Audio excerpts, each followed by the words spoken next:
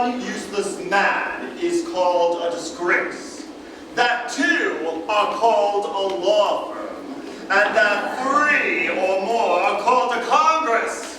And by God, I have had this Congress. For 10 years, King George and his Parliament have gold-cullied and diddled these colonies with illegal taxes. Stamp Acts, Townshend Acts, Sugar Acts, Tea Acts. And when we dared stand up like men, they stopped our trade, seized our ships, blockaded our ports, burned our towns, and spilled our blood. And still this Congress won't grant any of my proposals on independence, even so much as the courtesy of open debate. Good God! What in hell are they waiting for? Sit down, John. Sit down, John. For God's sake, John, sit down. Sit down, John. Sit down, John. For God's sake, John, sit down. I ought to open up a window. It's time and please have mercy, John, please. It's hotel in Philadelphia. Someone ought to open up a window. I said, oh yes, over in the hand and see. Open up a window. I said, oh yes, Sit down, John. over in the hand and see. Open up a window. No, too many blood. Too many blood. It's hotel in Philadelphia. When we come rising, Oh yes, no, too many floods here. oh yes. For God's sake, John, sit down. Good God! Consider yourselves fortunate to have John Adams to abuse, for no sane man would tolerate it. Never before, we've heard this before.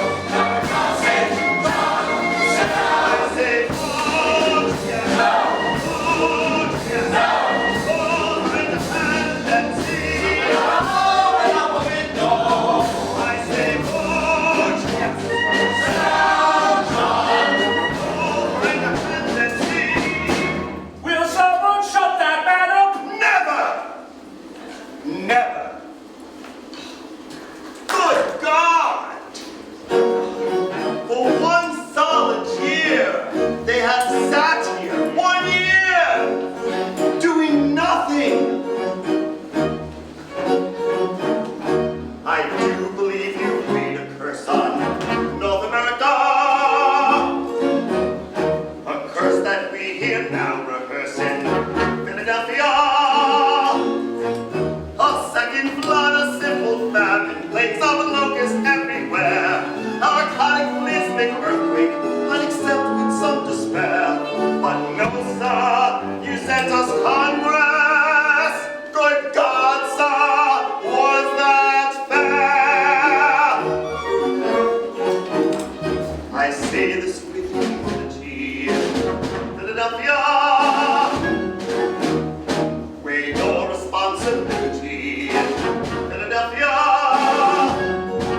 if you don't want to see us hanging from some far-off British hill, if you don't want the voice of independency forever still, then God, sir, get me to it, for Congress never will. You see, we kill, twiddle, and dissolve, not one damn thing to resolve. Kill, twiddle, and resolve. Nothing is ever solved and found. That's it, human fucking filthy Philadelphia.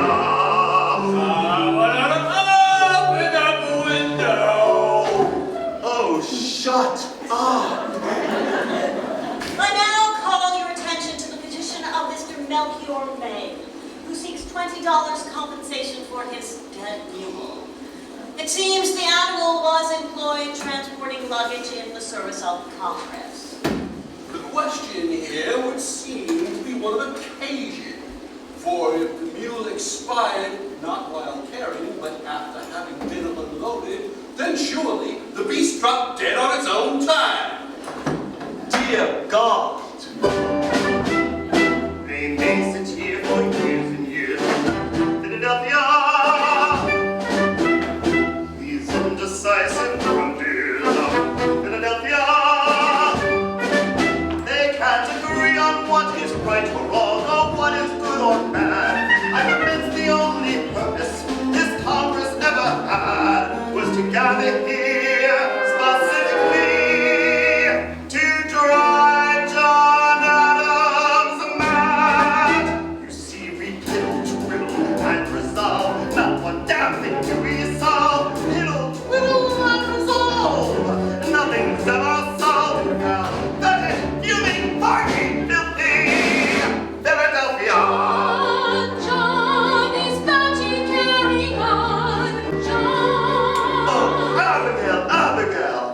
I have such a desire to knock heads together.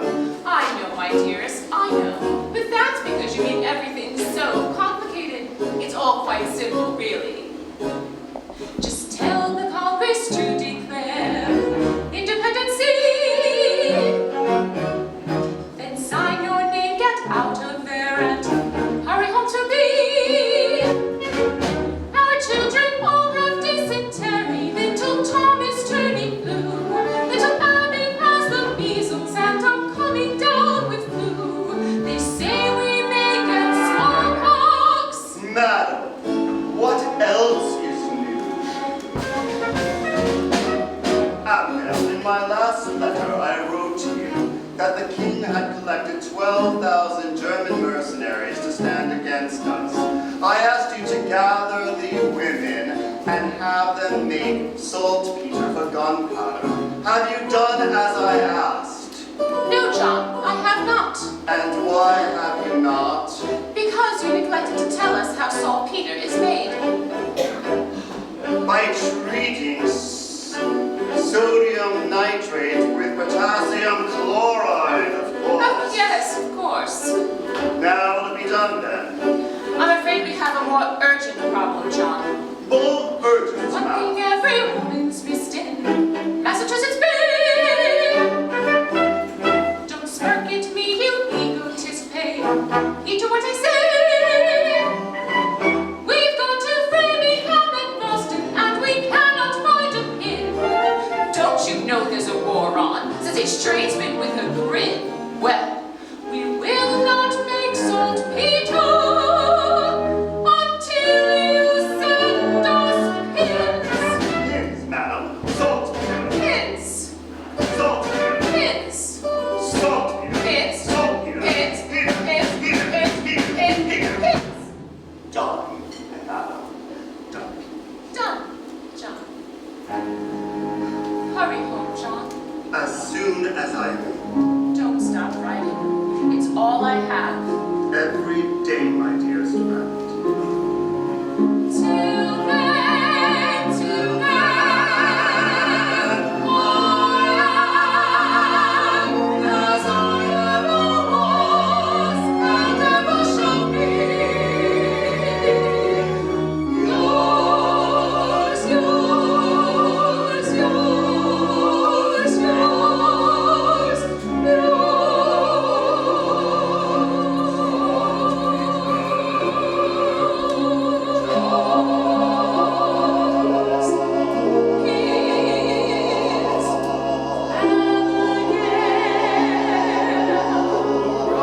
St. John, sit down.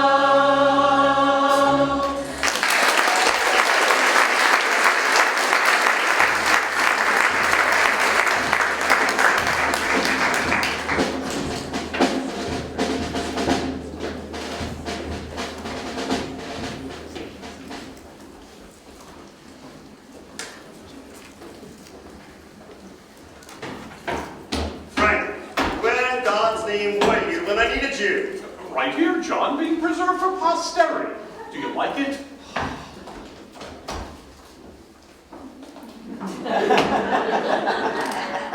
It stinks. As ever, the soul of tact. The man's no Botticelli. The subject is no Venus. You heard what I put in there? Heard? Of course I heard, along with the rest of Philadelphia. Lord, your voice is piercing, John. I wish to heaven my proposals were. Damn it, Franklin, I wish they'd make up their mind.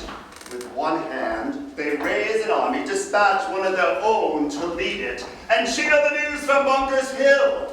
While with the other, they wave an olive branch, begging the king for a happy and permanent reconciliation. Damn it, Franklin. That George has declared us in rebellion. Why in bloody hell can't they? Really, John? You talk as if independence were the rule. It's never been done before. No colony has ever broken from the parent stem in the history of the world. Damn it, Franklin. You make us sound treasonous. Do I? Treason. Treason is a charge invented by winners as an excuse for hanging the losers. I have more to do than stand here listening to you quote yourself. No, that was a new one. Damn it, Franklin, we're at war! To defend ourselves, nothing more. We expressed our displeasure, the English moved against us, and we in turn have resisted. Now our fellow congressmen want to effect a reconciliation before it becomes a war. Reconciliation, my ass. The people want independence. The people have read Mr. Paine's Common Sense. I doubt that Congress has. Why don't you give it up, John? Nobody listens to you. You're obnoxious and disliked. But I'm not promoting John Adams. I'm promoting independence. Well, evidently, they cannot help but connect the two. So what are you suggesting? Let somebody else in Congress propose. Never. Why? Who did you have in mind? Oh, I don't know. I haven't given it much thought. You said something, Benjamin? Never. Hello, Johnny. Richard. Richard, John and I here get some advice. If it's mine to give, it's yours, you know that. Thank you, Richard. As you know, the cause that we support has come to a complete standstill. Now, why do you suppose that is? Simple. Johnny here is obnoxious and disliked. Yes, that's true. But what's the solution, I wonder? Get someone else in Congress to propose. Richard, that's brilliant! Isn't that brilliant, John? Brilliant. Yes, now the question remains, who can it be? The man that we need must be part of a delegation publicly committed to support independence. At the current time, only Massachusetts, New Hampshire, and Delaware have declared our... And Virginia, Benji. Don't forget Virginia. No, I haven't, Richard. How could I? But strictly speaking, while Virginia's views on independence are well known, your legislature in Williamsburg has yet to authorize its delegation here in Congress to support the cause. Of course, if we knew of a Virginian with enough influence to go on down there and persuade the House of Burgesses... Damn if I haven't thought of someone. Who? Me. Why didn't I think of that? I'll leave tonight. Well, hell, right now, if you like, I'll stop off at Stratford just long enough to refresh the missus, and then straight to the matter.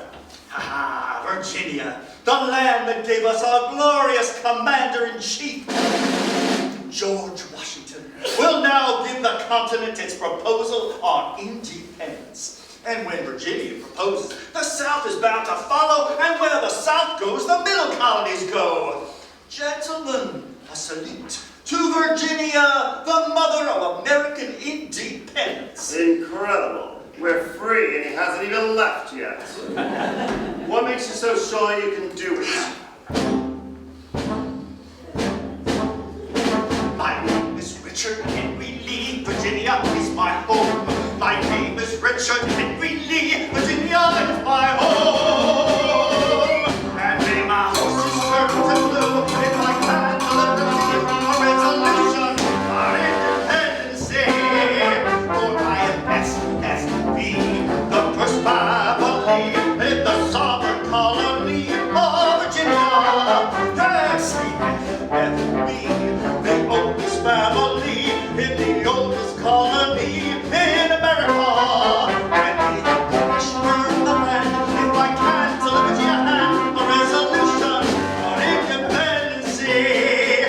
see it's eerily, everywhere illegally. Socially, politically, Lee. financially, internally, externally, naturally, The first family in the southern colony of Virginia. And they might refuse, but they might not deliver, as I said, a resolution on independence. Spoken modestly. You will, John, you will. They say that God in heaven is everybody's God. I admit that God in heaven is everybody's God. But I tell you, John, God leans a little on the side of the leaves of old Virginia.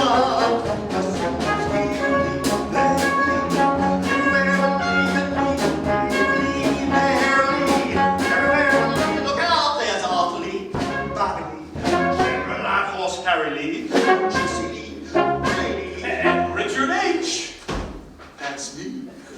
And may my blood stop running blue if I can deliver to you a resolution of independence. You see, it's eerily, come on, boys, join me. Immediately,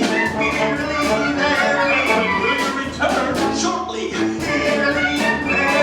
I'll come back triumphantly.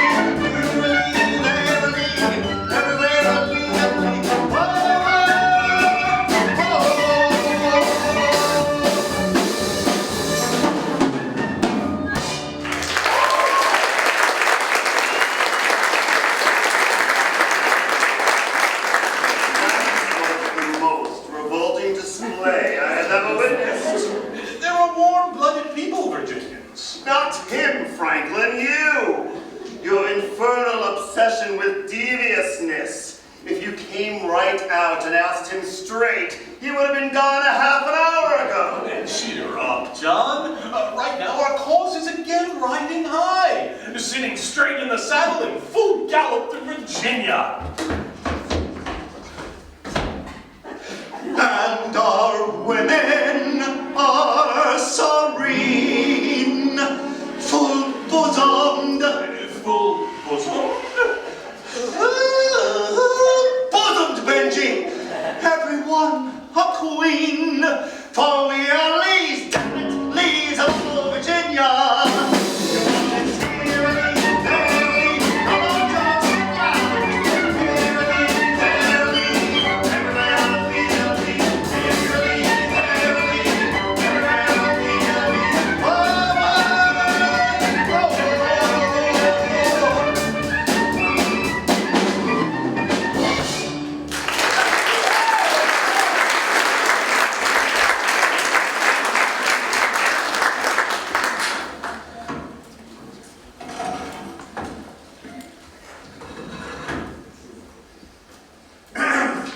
Yes?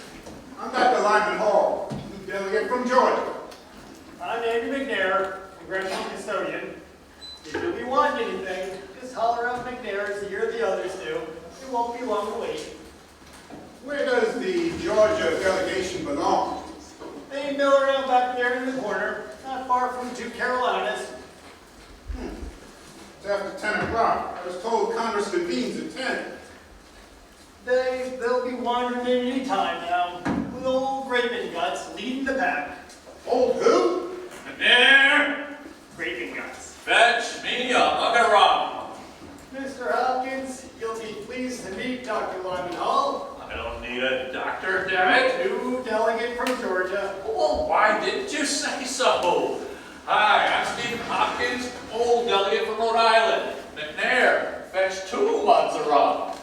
I fear it's a little early in the day. Nonsense, it's a medicinal fact that rum gets a man's heart started in the morning. Why, I'm surprised you didn't know that. And speaking as the oldest man in the Congress, Ben Franklin's older by almost a year. rum. Tell me, Dr. Hall, where does Georgia stand on the question of independence? With South Carolina, of course. Eddie, good morning. Shake the hand of Dr. Lyman Hall from Georgia. Dr. Hall, this here is Edward Rutledge, from whichever Carolina he says he's from. God knows I can't keep him straight. A pleasure, Dr. Hall. Your servant, Mr. Rutledge. Well, now you have the long and the short of it. Eddie here's only 26. He's the youngest. Except for Ben Franklin. McNair, you're around? Oh, where'd you go for it, man? Jamaica? Where does Georgia stand on the question of independence at this time, Dr. Hall? I am here without instructions, able to vote my own personal convictions. And they are Personal! Dr. Hall, the Deep South speaks with one voice. It is historical. Even more, it is traditional. Oh, you slimy worm, you! Enter Delaware. Tria Junta in Uno. Speak plain enough that you know I can't follow a word of your damn French. Latin, Colonel King. A tribute to the eternal peace and harmony of the Delaware delegation. What are you saying, man? You know perfectly well that neither Rodney nor I can stand the sight of this big war. Gentlemen, this is Dr. Lyman Hall of Georgia, Caesar Rodney, George Reed, and Colonel Thomas McKay. No, sir. Where do you stand on independence, sir? With South Carolina, it seems. I leave the doctor in your excellent company. Gentlemen. Tell me, are you a doctor of medicine or a doctor of theology? Both, Mr. Rodney. Which one can be of service? Well, a physician, by all means, first. We'll see about the rest later. I'll call at your convenience. I trust Caesar that when you're through converting the poor fellow to independence, that you'll let the opposition have a fair crack at it. You're too late, John. Once I get him, they're gone. Mr. John Dickinson of Pennsylvania, Dr. Lyman Hall of Georgia. And I'm sir. Yes, sir. Judge Wilson, how do you expect me to see you if you insist on standing behind Mr. Dickinson? Mr. James Wilson, also of Pennsylvania. Sir, an honor, sir. Please get out of my way. Good morning, all. Good morning. Do you have the honor to be Dr. Franklin? Yes, I do have that honor. Unfortunately, the gout accompanies the honor. Been living too high again, eh, Pappy? Stephen, I only wish that King George felt like my big toe all over. McNair, fetch a pillow and 2 months of rum. Franklin, where's that idiot Lee?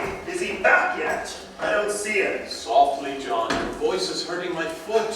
One more day. That's as long as I'll remain silent and not a minute longer. That strutting popinjay was so damn sure of himself. He's had time to bring back a dozen proposals by now. Tell me, James, how do you explain the strange and monumental quietude that Congress has been treated to these past 30 days, as the ill wind of independence finally blown itself out? For myself, I must confess that a month free from New England noise is more therapeutic than a month in the country, don't you agree, James? Mr. Adams, pray for your voice, sir. It can't be far, and Lord knows we can use the entertainment. Congratulations, John. You've just made your greatest contribution to independence. You kept your flap shut. One more day. Gentlemen, the usual morning festivities having been concluded, I now call the Congress to order. Mr. Thompson.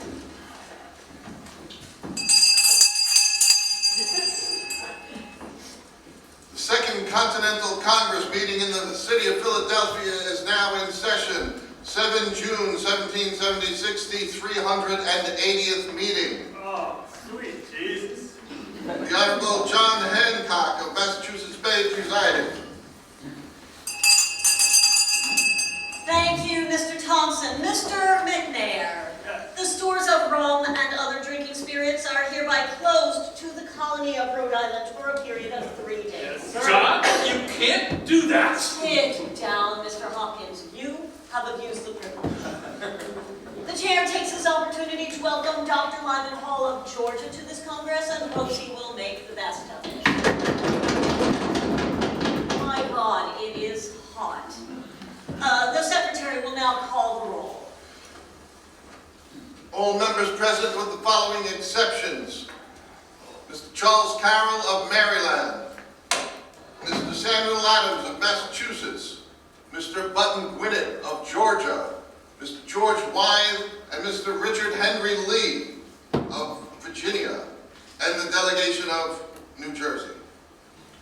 I am concerned over the continued absence of 1/3 somewhere between New York and Pennsylvania. Thank you very much. Dr. Franklin, have you heard anything? Your son resides there. Son, sir? What son? The Royal Governor of New Jersey, sir. Ah, yes. As that title may suggest, sir, we are not in touch at the present time. Yes, very well. The weather report, Mr. Jefferson of Virginia. Mr. Jefferson. Present, sir. May we hear about the weather, as if it were not speaking for itself. 87 degrees in temperature. 30.6 inches mercury. The wind from the southwest all day. And for tonight I leave for home. On business? Family business. Give her a good one for me, young feller. Yes, sir, I will.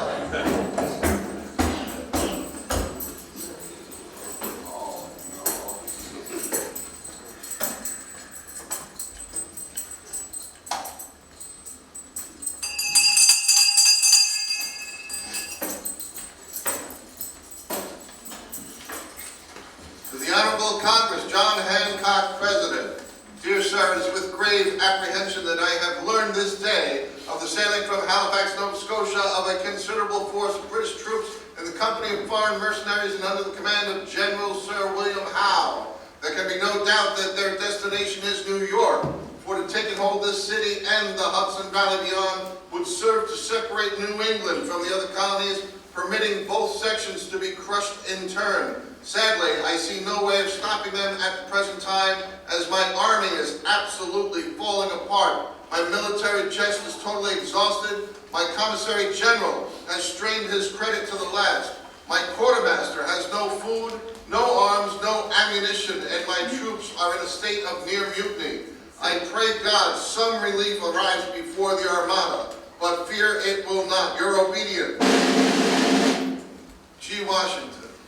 Mr. President, Colonel McKeon. surely we have managed to promote the gloomiest man in the history of this continent to the head of our troops. Those dispatches are the most depressing accumulation of disaster, doom, and despair in the entire annals of military history. And furthermore... Colonel McKeon. What? It's too hot. Oh yes, I suppose so. General Washington will continue wording his dispatches as he sees fit, and I'm sure we all pray that he finds happier thoughts to convey in the near future. Mr. Thompson, do we have any resolutions? Dr. Josiah Bartlett of New Hampshire. Resolved that for the duration of the present hostilities, the Congress discourage every type of extravagance and dissipation, elaborate funerals, and other expensive diversions, especially all horse racing. I'm back, Johnny! Richard, lad, we're pleased to see you. What news, Dickie boy? What news? Lee, is it done? First things first, Tom. Where's Tom? Tom, your little bride wants to know. What? When's coming home? I leave tonight. Never mind that. Is it done? Done? Why, certainly. Mr. President, I have returned from Virginia with the following resolution.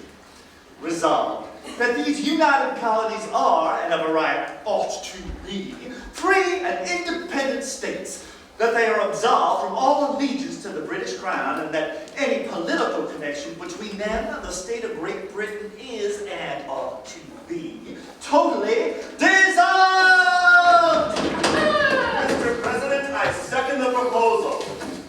Resolution has been proposed and seconded. Mr. Thompson, you may call the vote. But first I will open the floor to debate. Mr. President, Pennsylvania moves, as always, that the question of independence be postponed indefinitely. I second the motion. Judge Wilson, in your eagerness to be loved, you seem to have forgotten that Pennsylvania cannot second its own motion. Delaware seconds. You would, you big weasel. The motion has been made and seconded. Mr. Mr. Thompson. On the motion to postpone indefinitely the resolution on independency or to proceed with the debate, all those in favor of debate signify by saying yea. All those for postponement signify by saying nay. New Hampshire.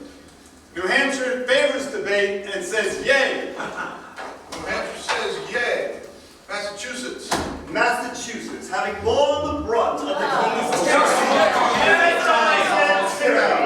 Massachusetts now and for all time says yay. Massachusetts says yay. Rhode Island.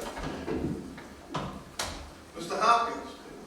Where's Rhode Island? Rhode Island's out visiting the necessary. After what Rhode Island's consumed, I cannot say I'm surprised. We'll come back to him, Mr. Secretary. Rhode Island passes.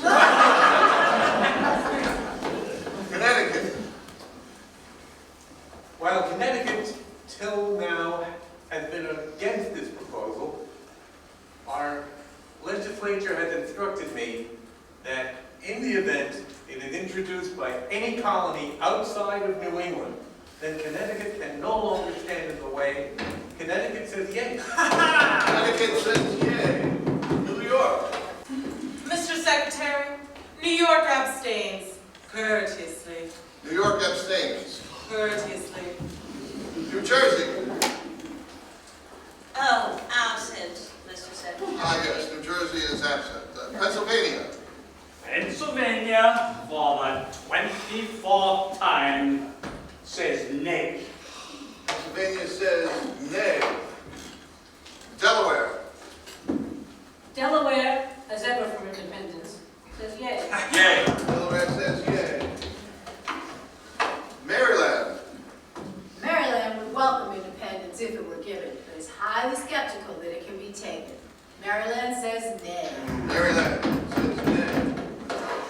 Virginia. Virginia, the first colony, says yay! Virginia says yay. North Carolina. North Carolina respectfully yields to South Carolina. South Carolina. Mr. President, although we in South Carolina have never seriously considered the question of independence, when a gentleman proposes it, attention must be paid.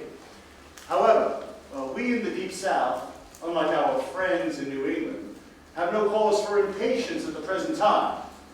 If at some future date it becomes the wish of all our sister colonies to effect a separation, we will not stand in the way. But for the time being, South Carolina will wait and watch. The vote is nay. South Carolina says nay. North Carolina says nay. Yes, I know. Georgia. Mr. Secretary, Georgia seems to be split right down the middle on this issue. The people are against it, and I am for it. I'm afraid I'm not yet certain whether representing the people means relying on their judgment or on my own. So in all fairness, until I can figure it out, I'd better lean a little toward their side. Georgia says nay. Georgia says nay. Rhode Island, second call. I'm coming. Hold your damn horses. You're waiting on you. It won't kill you. You'd think the Congress would have its own pisser.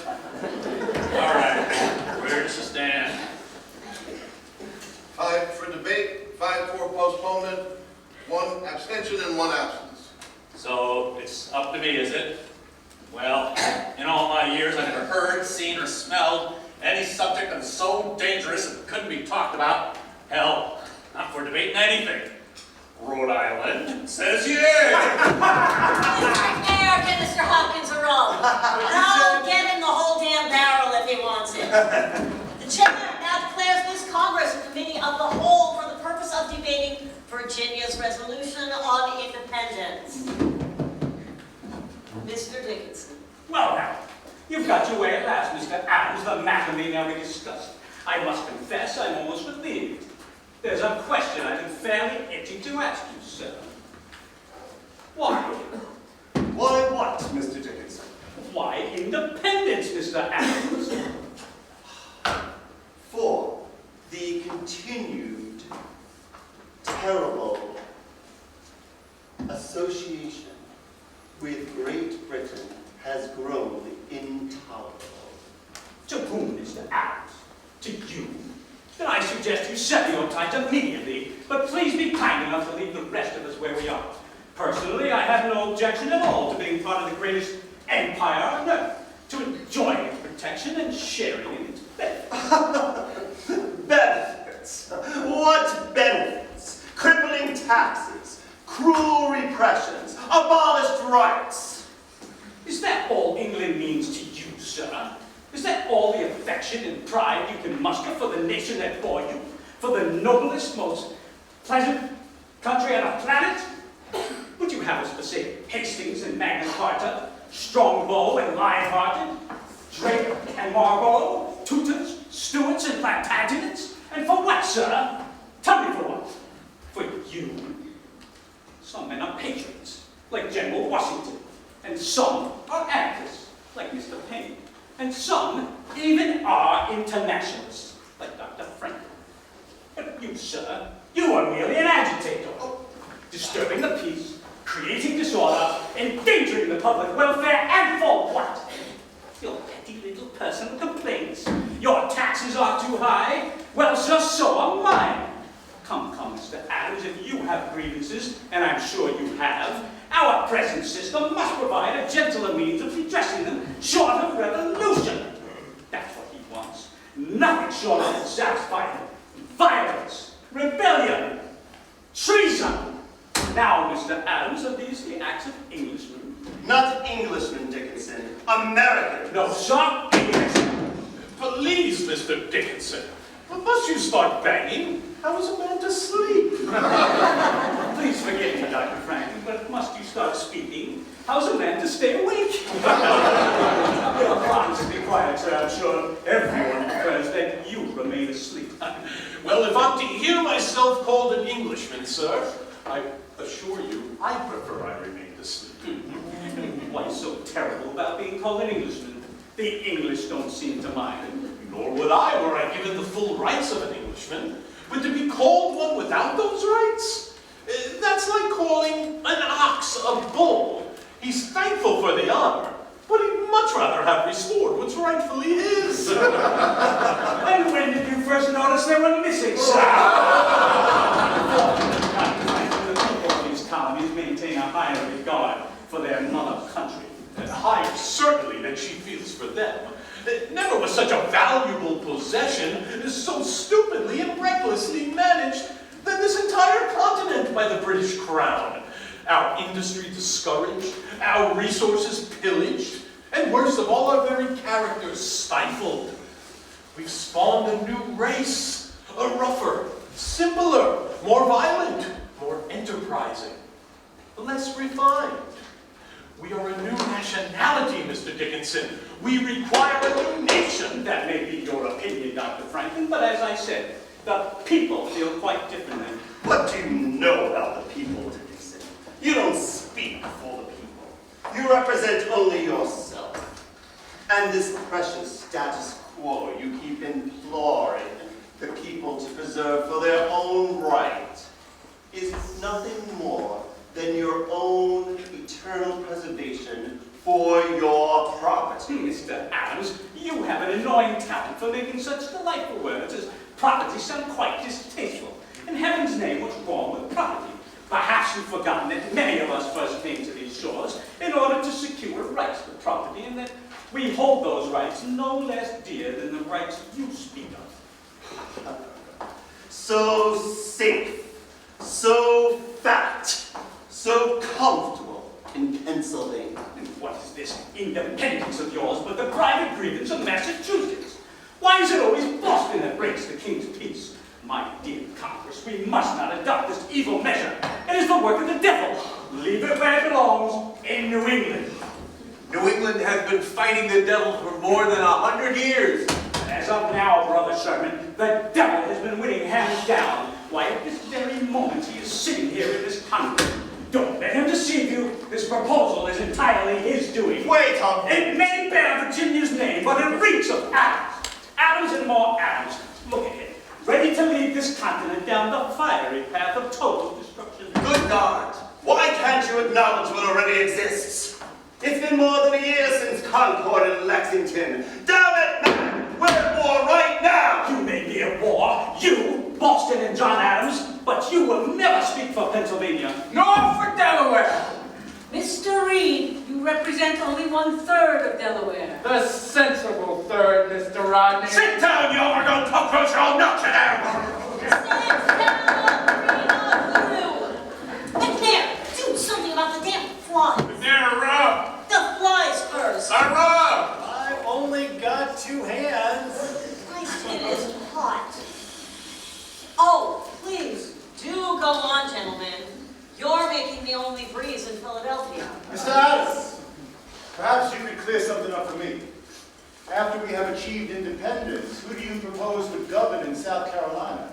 The people, of course. Which people, sir? The people of South Carolina or the people of Massachusetts? Why don't you admit it, Nettie? You're against independence now, and you always will be. Hey, you refuse to understand us, gentlemen. We desire independence, yes, for South Carolina. That is our country. And as such, we don't wish it to belong to anyone, not to England, and not to you. We intend to be one nation, Rutledge. A nation of sovereign states, Mr. Adams, united for our mutual protection, but separate for our individual pursuits. That is what we have understood it to be, and that is what we will support, as soon as everyone supports it. There you are, Mr. Adams. You must see that we need time to make certain who we are and where we stand in regard to one another. For if we do not determine the nature of the beast before we set it free, it will end by consuming it at all. For once in your life, Wilson, take a chance.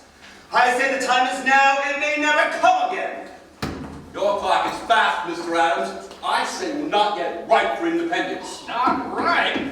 Hell, man, we're rotting for it! Gentlemen, please, what in God's name is the infernal hurry? Why must this question be settled now? What's wrong with now, Mr. Chase? General Washington is in the field, and if he is defeated, as it now appears, we'll be inviting the hangman. But if by some miracle he actually wins, we can then declare anything we damn please. The sentiment of North Carolina, precisely. Has it occurred to either one of you that an army needs something to fight for in order to win? A cause, a purpose, a flag of its own! Mr. Adams, how can a nation of 2 million souls help to take on an empire of 10 million? Think of it, 10 million. How do you compensate for that shortage? It's simple, Mr. Chase. Increase and multiply. How's that? We will more than compensate with spirit. I tell you, there's a spirit out there with the people that is sadly lacking in this Congress. Yes, well, why, of course. Now it's spirit. Why didn't I think of that? No army, no navy, no arms, no ammunition, no treasury, no friends. But bless our soul, we have spirit. Mr. Reed, Mr. Hopkins, Mr. Rodney, Colonel McKean, Dr. Franklin. Why have you joined this incendiary little man, this Boston Randall, this agitator, this demigod, this madman? Are you calling me a madman? You fribble! Easy, John. You and your Pennsylvania proprietors. You cool, considerate men. You wait in the rear of every issue. So if we go under, you'll still remain afloat. Are you calling me a coward? Yes! Coward! Madman! Landlord! Lawyer!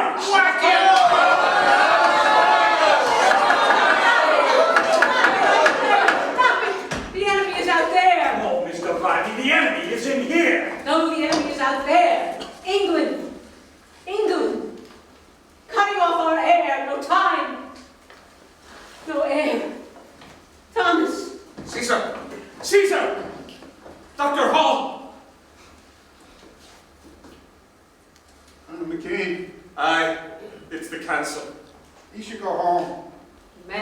lie in his own bed.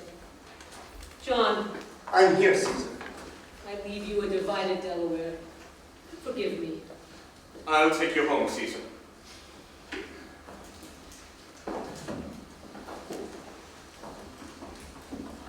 I'll be back within the week.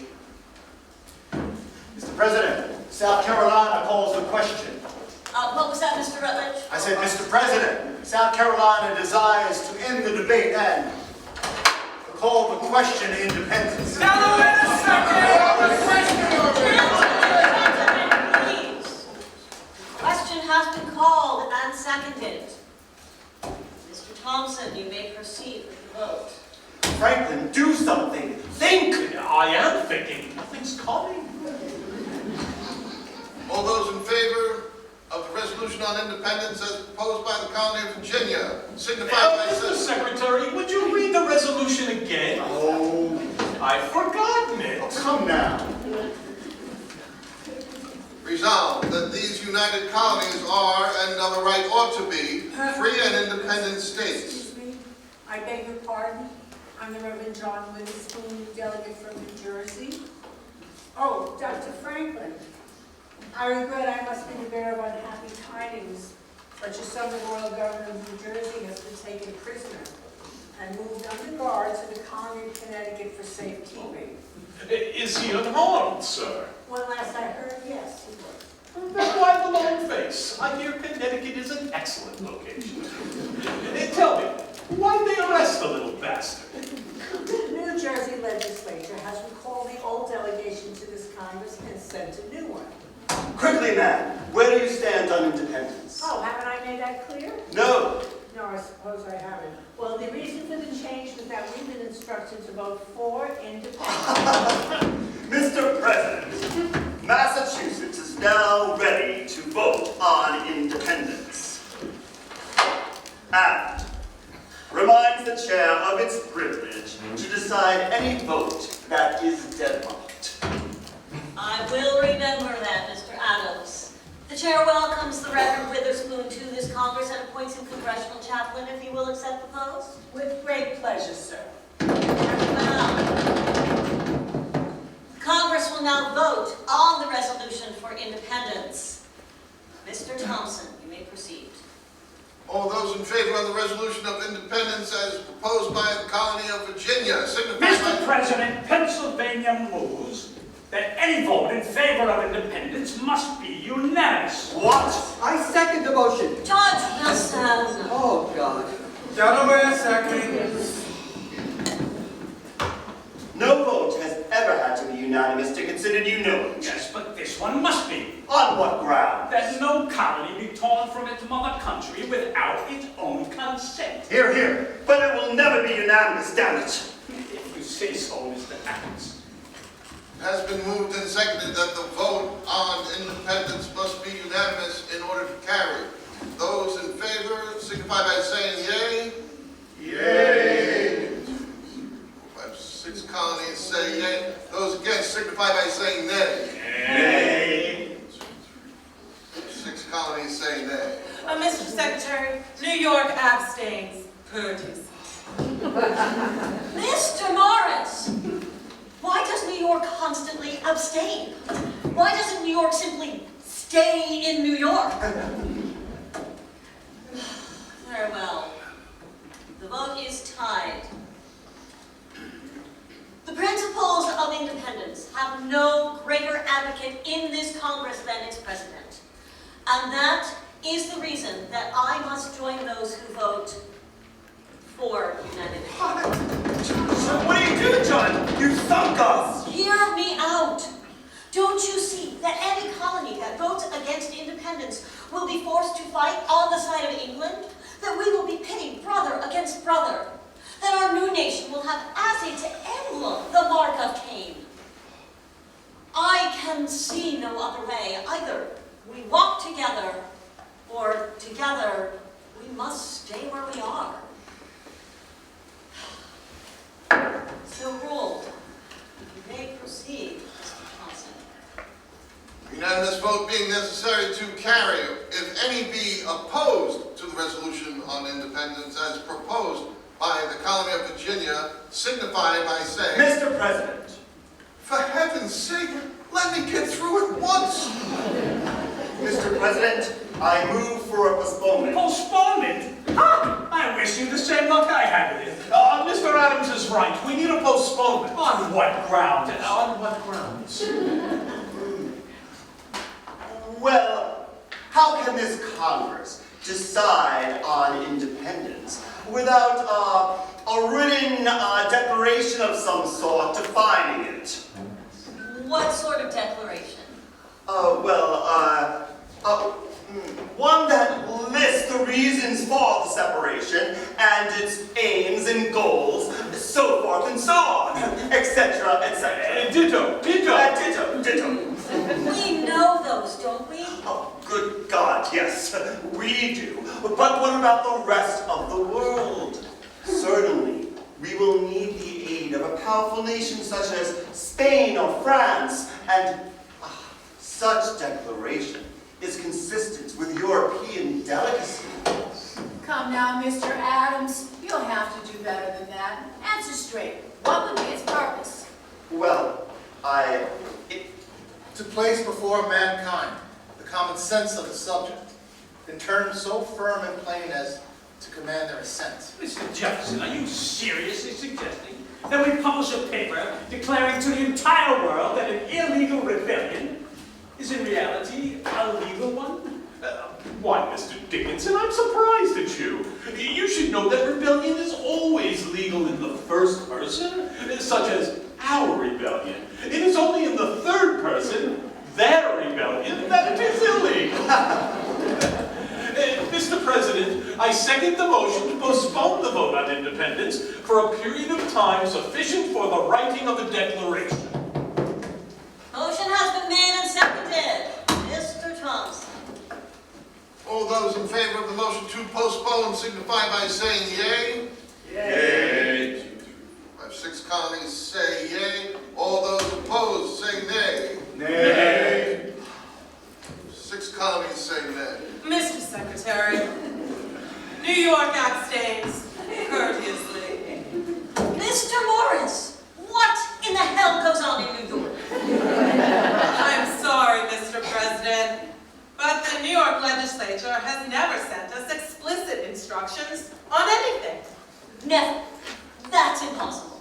Have you ever been present at a meeting of the New York legislature? They speak very loud and very fast, and no one pays attention to anybody else, with the result that nothing ever gets done. I beg the Congress's pardon. My sympathies, Mr. Morris. The vote again being tied, the chair decides in favor of postponement. So ruled. A committee will now be formed to manage the declaration. Said document to be written, debated, and approved by the beginning of July, 3 weeks hence, at which point Virginia's resolution on independence will finally be voted. Is that clear? Very well. The following gentlemen will serve on the Declaration Committee. Dr. Benjamin Franklin, Mr. John Adams, Mr. Sherman, Mr. Livingston, and of course, Mr. Lee. Oh, excuse me, but I must be returning to the sovereign colony of Virginia, as I have been asked to serve as governor. Therefore, I must decline respectfully. Very well, Mr. Lee, you are excused. I suppose we can leave it a four-man committee. Mr. President, this business needs a Virginian. I propose for a replacement, Mr. Thomas Jefferson.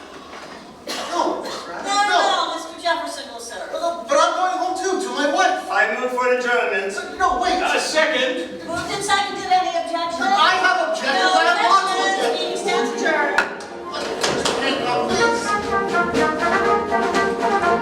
Mr. Adams, please, I'm letting you go.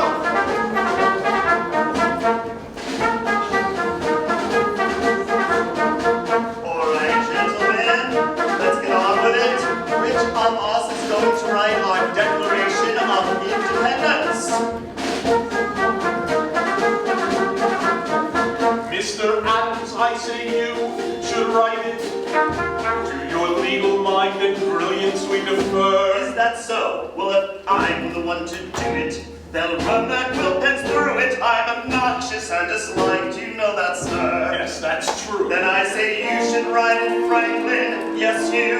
Hell no. Yes, you, Dr. Franklin. You are. Mr. Adams, but Mr. Adams, the things I write are merely light extemporanea. I won't put politics on paper, it's a mania. So I refuse to use the pen in Pennsylvania. Pennsylvania, refuse to use the pen.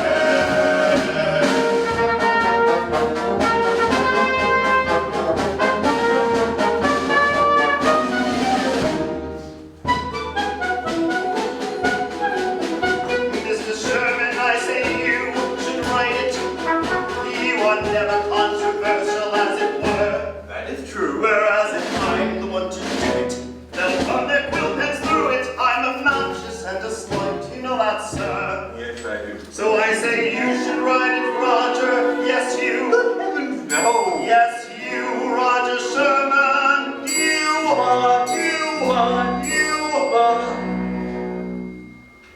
Mr. Adams, but Mr. Adams, I cannot write with any style of proper etiquette. I don't know a participle from a predicate. I am just a simple cobbler from Connecticut. Connecticut,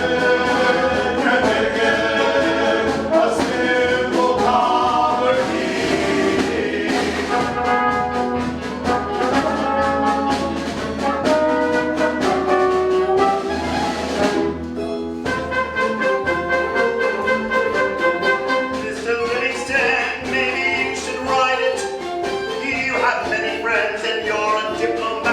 That word. Whereas if I'm the one to do it, they'll run their quill pens through it. He's obnoxious and disliked. Did you know that? I hadn't heard. And I say you should write it, Robert. Yes, you. Not me, Johnny. Yes, you, Robert Livingston. You ought. Mr. Adams, but Mr. Adams, I've been presented with a new son by the nose store. So I am going home to celebrate and popcorn with all the Livingstons together back in old New York. New York, Livingston's going around the board.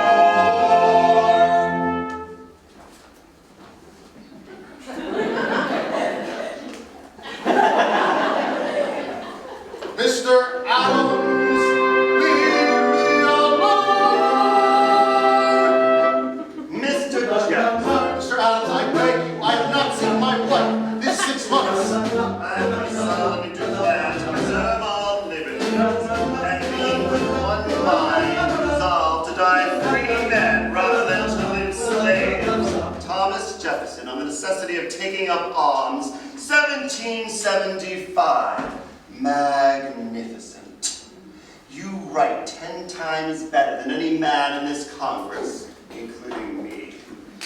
For a man of only 33 years, you possess a happy talent for composition and an extraordinary felicity of expression.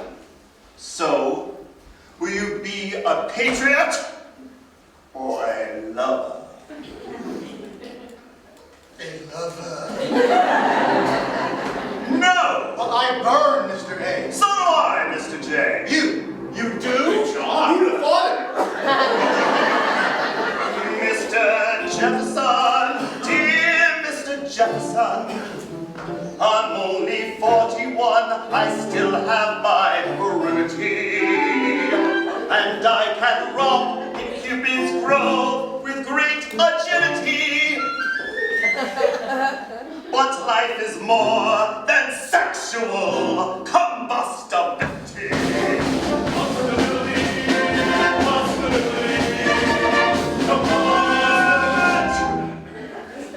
You will write it, Mr. J. Who will make me, Mr. A? I. You. Yes.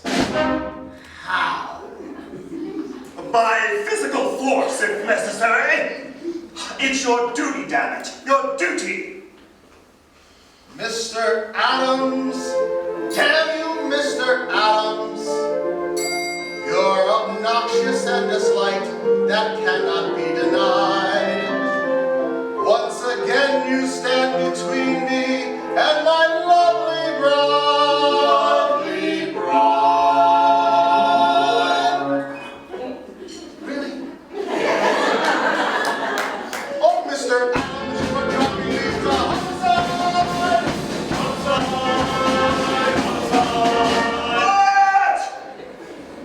What? The choice is yours, Mr. Jefferson. Do as you like with it. We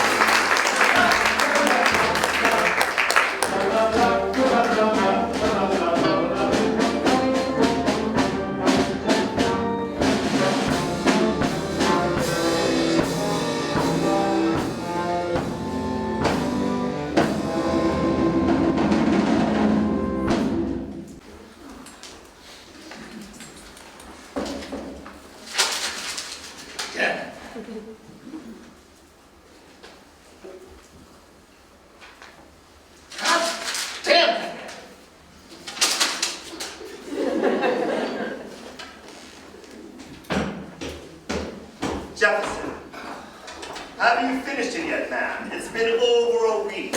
Is it done? Can I see it?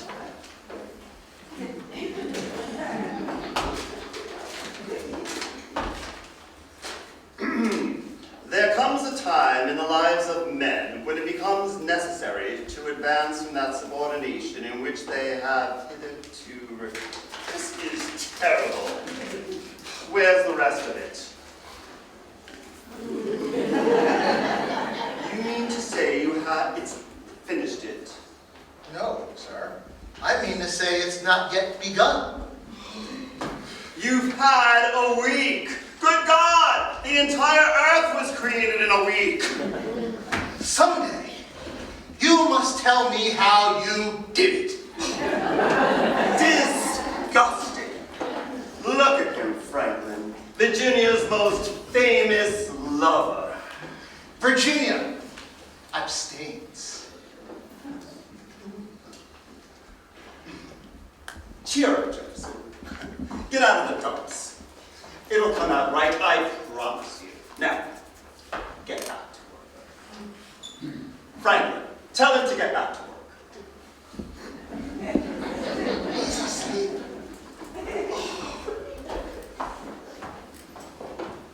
View, hello. And whose little girl are you? Who is she, John? His wife, I hope. What makes you think so? Because I sent for her. Oh? It simply occurred to me that the sooner his problem was solved, the sooner our problem was solved. Good thinking, John. Good thinking.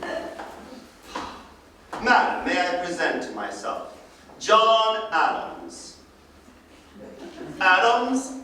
John Adams? And this is Dr. Franklin, the inventor of the stove.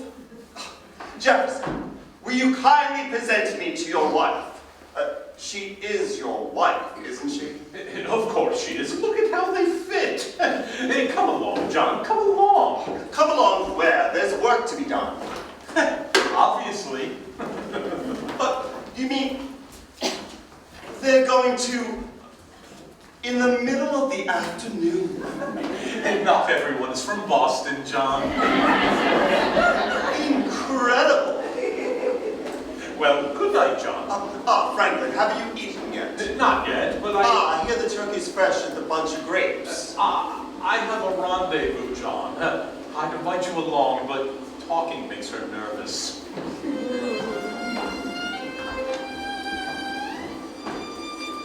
Incredible. Abigail, I'm so lonely, Abigail. Are you, John? Then while you were sending for wives, why didn't you send for your own? Don't be unreasonable, Abigail. Oh, how I'm unreasonable. You must add that to your list. List? The catalog of my faults you included in your last letter. They were kindly intended, ma'am. That I play cards badly. A compliment. That my posture is crooked. An endearment. That I read, write, and think too much. An irony. That I am pigeon-toed. Ah, there you have me, Abby. I'm afraid you are pigeon-toed. Please come to Philadelphia, Abigail. Please come. Thank you, John. I do want to. But it appears the children have the measles. Yes, so you wrote Tom and little Abby. Only now it's Quincy and Charles. And the farm here in Braintree is failing, John. The chickens and geese have all died, and the apples never survived the late frost. How do you suppose she managed to get away? The winters are softer in Virginia, madam. And their women, John? Fit for Virginians, madam, but pale, puny things beside New England girls. I thank you for that, John. How goes it with you, Abigail? Not well, John. Not at all well. I live like a nun in a cloister, solitary, celibate. I hate it. And you, John? I live like a monk in an abbey. Ditto, ditto, I hate it. Write to me, we sentiment illusion.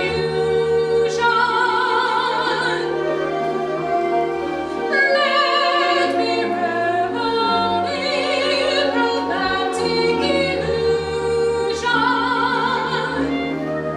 Do you still smell like vanilla and spring air? And is my favorite lover's pillow firm and fair? What was there, John? Still is there, John. Come soon as you can to my cloister.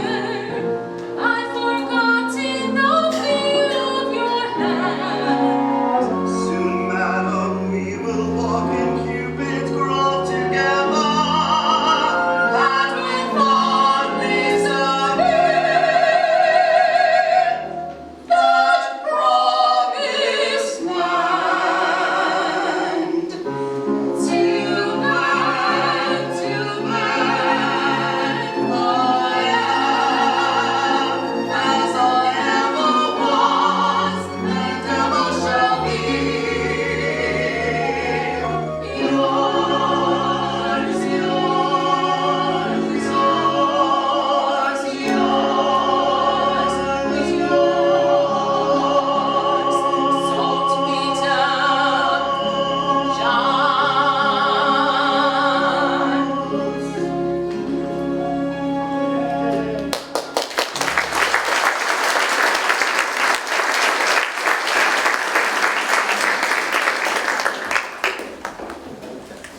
Sorry to be late, John. I was up till all hours. Have you been here long? No, not long.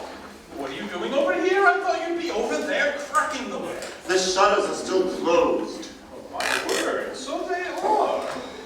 Well, as the French would say. Oh, spare me your body mind first thing in the morning, Franklin. Dare we call? A congressman dares anything. Go on. Oh. Me? Your voice is more piercing. Maybe we should come back later. Oh, John. It's positively indecent. John, they're young and they're in love. Not them, Franklin, us. Standing here while they're... what will people think? It's all right, John. The history books will clean it up. That doesn't matter. I won't be mentioned in the history books. Only you. Dr. Franklin did this, and Dr. Franklin did that, and Dr. Franklin did another damn thing. Oh, and Dr. Franklin smote the ground, and out sprung George Washington, fully grown and on his horse. And then Dr. Franklin electrified him with his mysterious lightning rod. And the three of them, Franklin, Washington, and the horse, conducted the entire revolution all by themselves. I like it. Oh, look at her, John. Just look at her. I have. She's even more magnificent than I remember. Of course, we didn't see much of her front last night. Good morrow, madam. Good morrow. Is it the habit in Philadelphia for strangers to shout at ladies from the street? Oh, no, not at all, madam, but we're not, And for men of your age, it is not only unseemly, it is unsightly. We met last evening, madam. I spoke to no one last evening. Indeed, you did not, madam, but nonetheless, we presented ourselves. This is Mr. John Adams, and I am Dr. Franklin, inventor of the stove. Please, I know your names quite well, but you say you introduced yourselves last evening? It's of no matter, madam. Your thoughts were well taken elsewhere. My husband is not yet up. Oh, shall we begin again? Please, join us. Yes, of course. No wonder he couldn't write. Who could think of independence married to her? I beg you to forgive me. It is indeed an honor to meet the two greatest men in America. At least the two greatest within earshot, anyway. I am not an idle flatterer, Dr. Franklin. My husband admires you both very much. Oh, then we are doubly flattered, for we admire very much that which your husband admires. Did you sleep well, madam? Did you lie comfortably? Damn it, you know what I mean. Yes, John, we know what you mean. Please, madam, tell us something about yourself. We've had precious little information. What's your first name? Martha. Martha. He might at least have told us that. He doesn't say very much, our husband. No, he's the most silent man in Congress. In fact, I've only heard him utter 3 sentences together. Not everyone's a talker, John. It's true, you know. Tom is not a talker. Oh, he never speaks his passions. He never speaks his views. Whereas other men speak volumes, the man I love is mute. In truth, I can't recall being moved by words at all, even now. Do go on. Yes, how did he win you, Martha? And how does he hold on to a bounty such as yourself? Well, surely you know Tom is a man of many accomplishments. Author, lawyer, architect, farmer, statesman. Still one more that I hesitate to mention. Don't hesitate, madam. Don't hesitate. Yes, what else can that red-headed tombstone do? He plays the violin. He tucks him right under his chin. And he bows. Oh, he bows. For he knows, yes, he knows, that it's high, diddle, diddle, twixt my heart, tongue, and his middle, my strings are unstrung.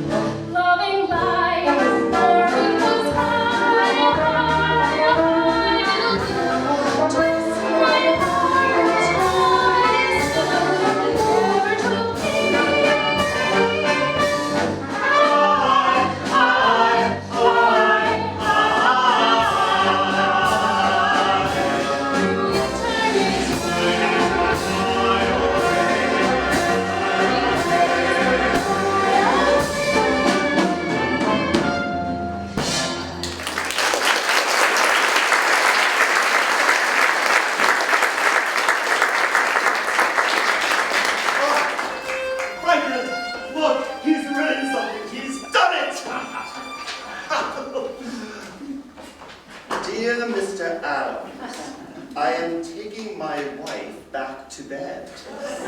Kindly go away. Your obedient T. Jefferson. Incredible. Maybe I should have written the Declaration after all. For at my age, there is little doubt that the pen is mightier than the sword. For it's high, high, high, diddle, diddle, and God bless the man who can fiddle. And independence be. High, high, high, high, yada da da da, through eternity.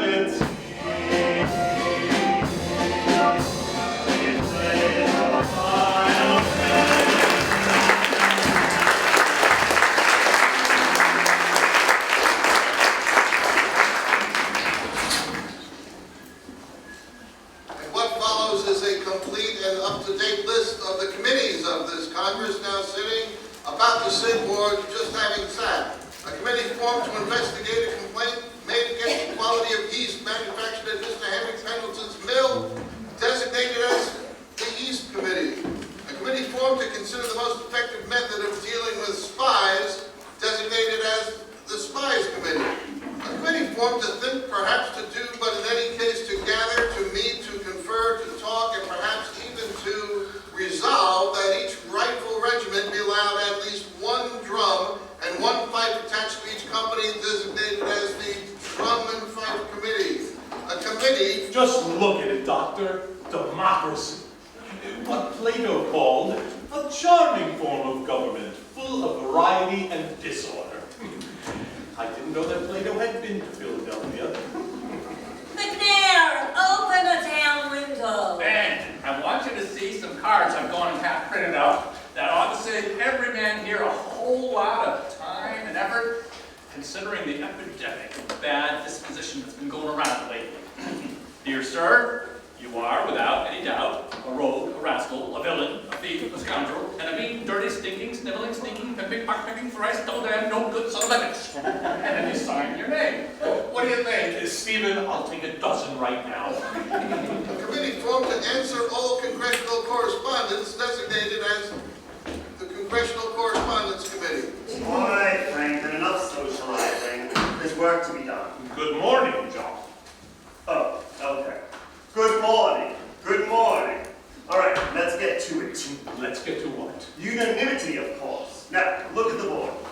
There are 6 days we have to win over, a little more than a week. A committee formed to consider the problem of counterfeit money, designated as the Counterfeit Money Committee. All right, John, where do we start? What about Dell? It's a shame to see her on the other side after all these years. Any news on Rodney? McGeehan is back. Oh, Thomas. A committee formed to study the causes of our military defeat in Canada, designated as the Military Defeat Committee. How did you leave Rodney? Is he still alive? Aye. But the journey to Dover was fearful hard on him. He never complained, but I could see the poor lad was suffering terrible. But you got him home safely. I did, but I doubt he'll ever set foot out of it again.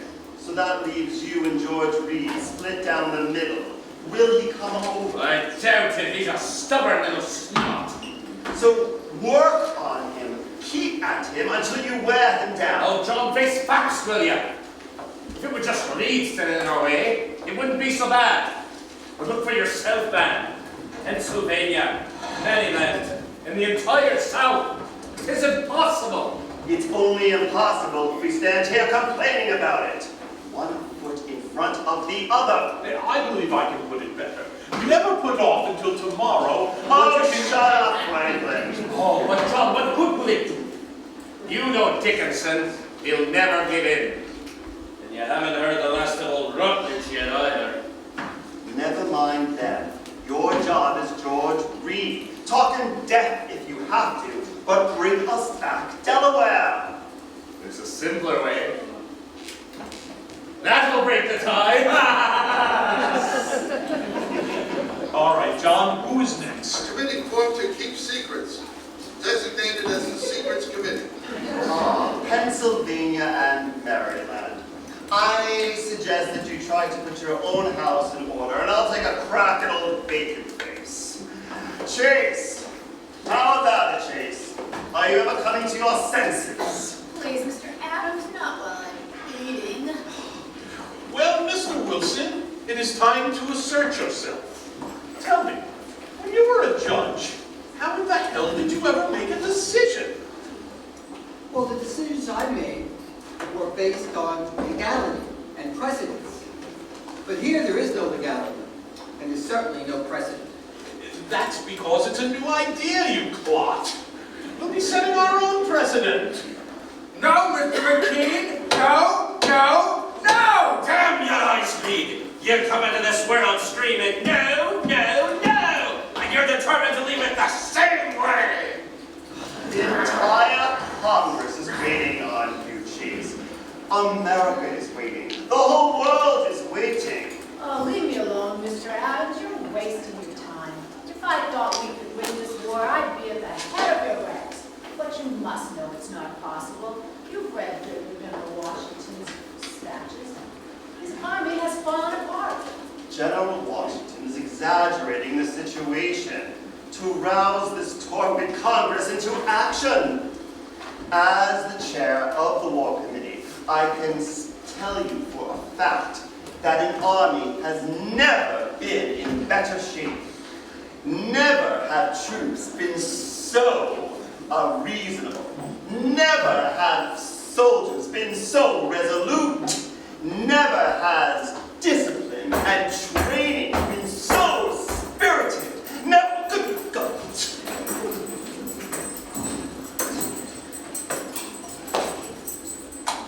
Gentlemen, may we have your ears? Mr. Thompson has a dispatch.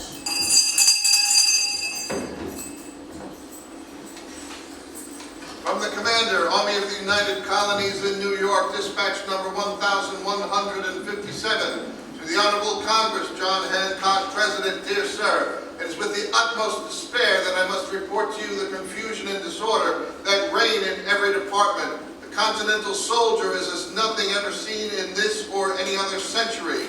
He is a misfit, ignorant of hygiene, destructive, disorderly, and totally disrespectful of rank.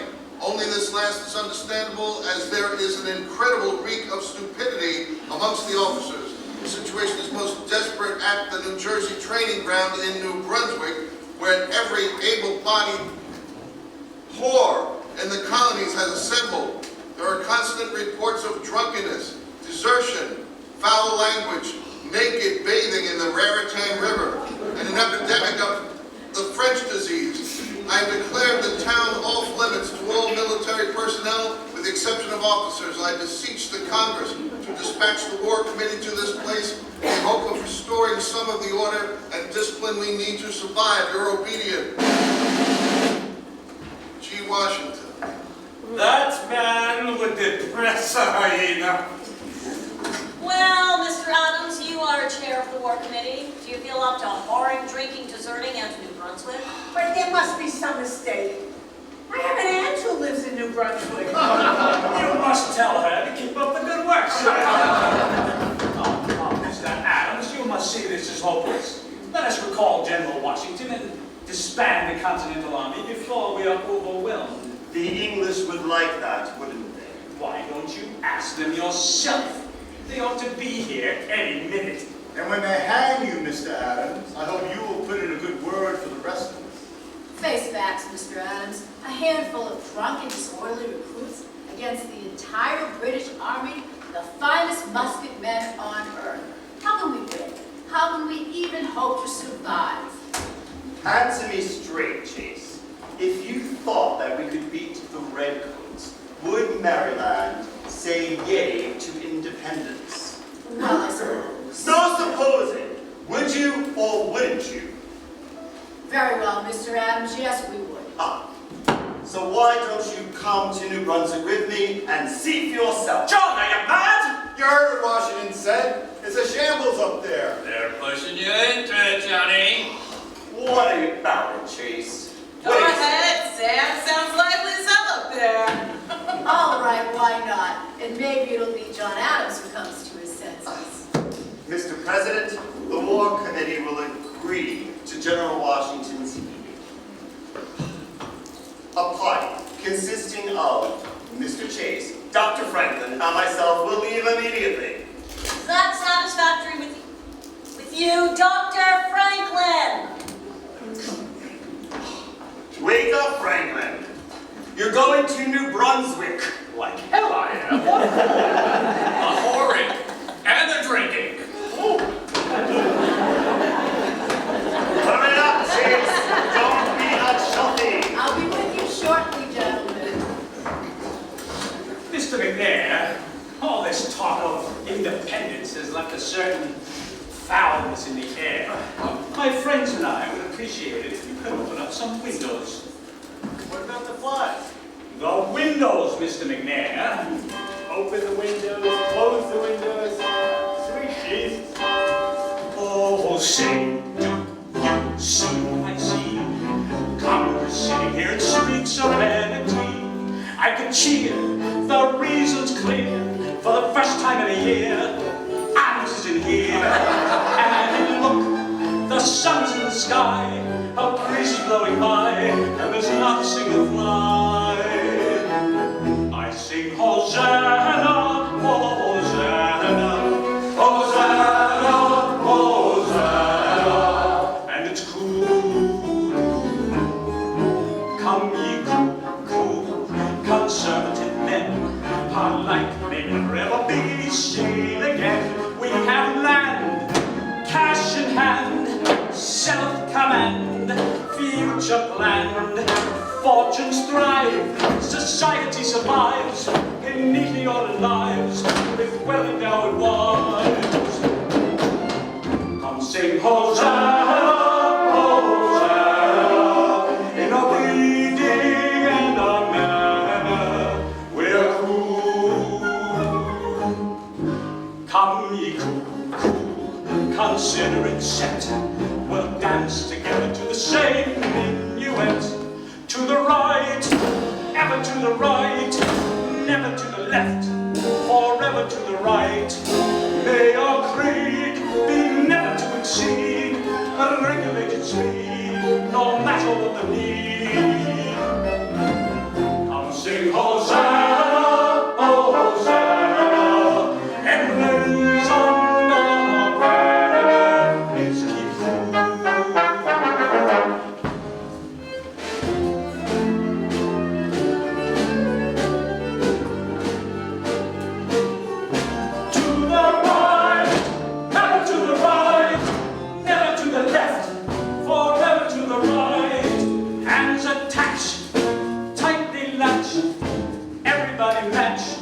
I have a new dispatch from the commander, Army of the United Colonies in New York, dispatch number 1158. To the Honorable Congress, John Hancock, President, dear sir, I awoke this morning to find that General Howe has landed 25,000 British regulars and Hessian mercenaries on Staten Island, and that the fleet under the command of his brother, Admiral Lord Howe, controls not only the Hudson and the East Rivers, but New York Harbor, which now looks like all of London afloat. I can no longer in good conscience withhold from the Congress my certainty that the British military object at this time is Philadelphia. Happy should I be if I could see the means of preventing them, but at present I confess I do not. Oh, how I wish I had never seen the Continental Army. I would have done better to retire to the back country and live in a wigwam. Your obedient, G. Washington. What we do nationally. I never go off half, not me. Why did it? So we love it, and together, why can't we begin? Say this game's not of our choosing. Why should we risk losing? We cool men. Mr. Hancock, you're a man of property.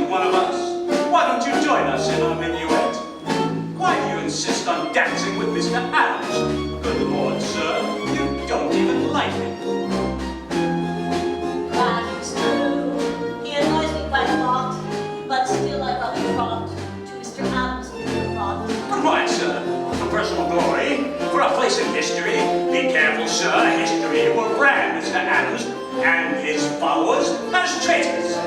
Traitors to what, Mr. Dickinson? The British Crown or the British half-crown? Fortunately, there are not enough men of property in America to dictate policy. Well, perhaps not, but don't forget that most men with nothing would rather protect the possibility of becoming rich than face the reality of being poor, and that is why they will follow us.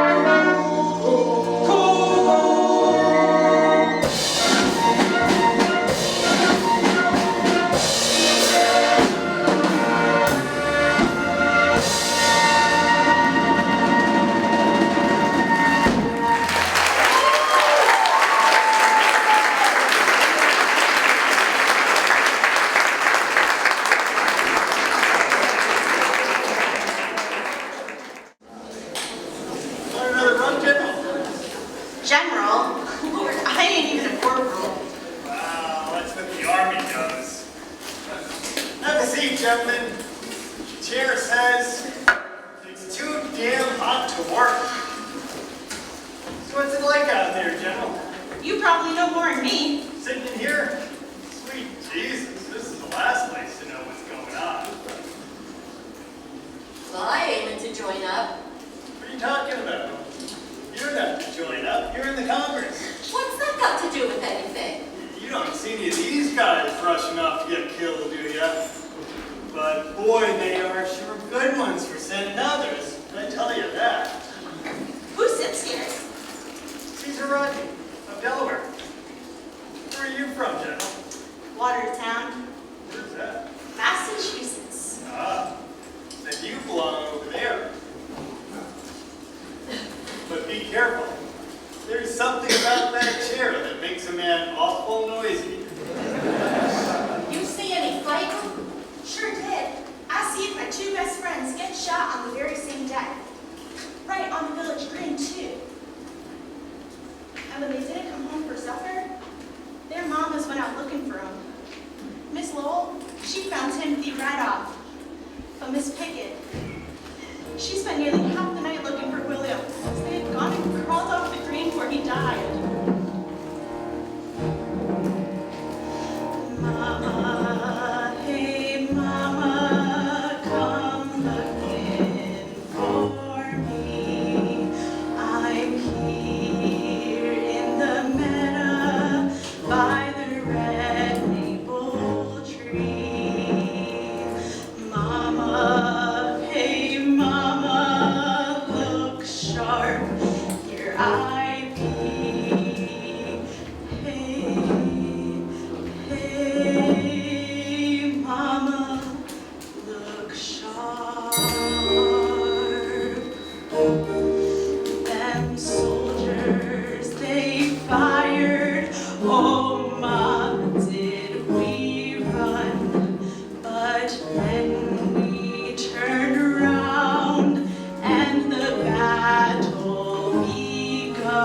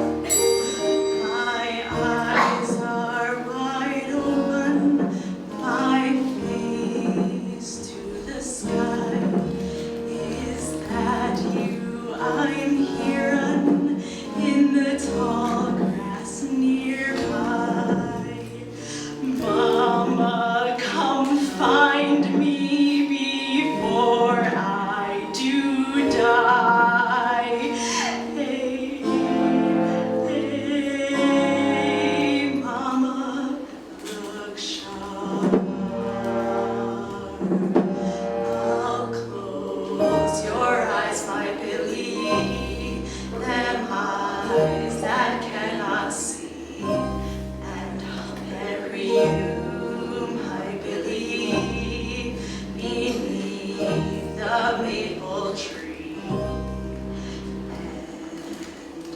Never again will you whisper to me, hey, oh mama, look sharp.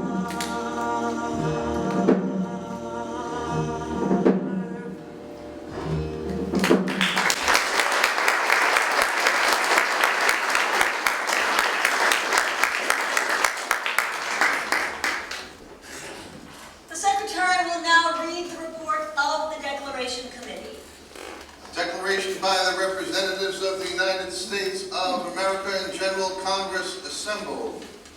When in the course of human events it becomes necessary for one people to dissolve the political bands which have connected them with another, and to assume among the powers of the earth the separate and equal station to which the laws of nature and of nature's God entitle them, a decent respect to the opinions of mankind requires that they should declare the causes which impel them to the separation. We hold these truths to be self-evident, that all men are created equal, that they are endowed by their Creator with certain inalienable rights. Jefferson, we're back, and we've got Maryland. Well, we will, as soon as Chase gets through telling the Maryland Assembly what we saw in New Brunswick. He's in Annapolis right now, describing a ragtag collection of provincial militiamen who couldn't train together, drill together, or march together. But when they saw a flock of ducks fly by and their first meal in 3 full days, sweet Jesus, could they shoot together? It was a slaughter. They're reading a declaration. What? How far have they got? To render the military independent of and superior to the civil power. Independent of and superior to... There's nothing to fear. It's a masterpiece. I'm to be congratulated. You? For making him write it. Oh yes, of course. It's a masterpiece, I say. They will cheer every word, every letter.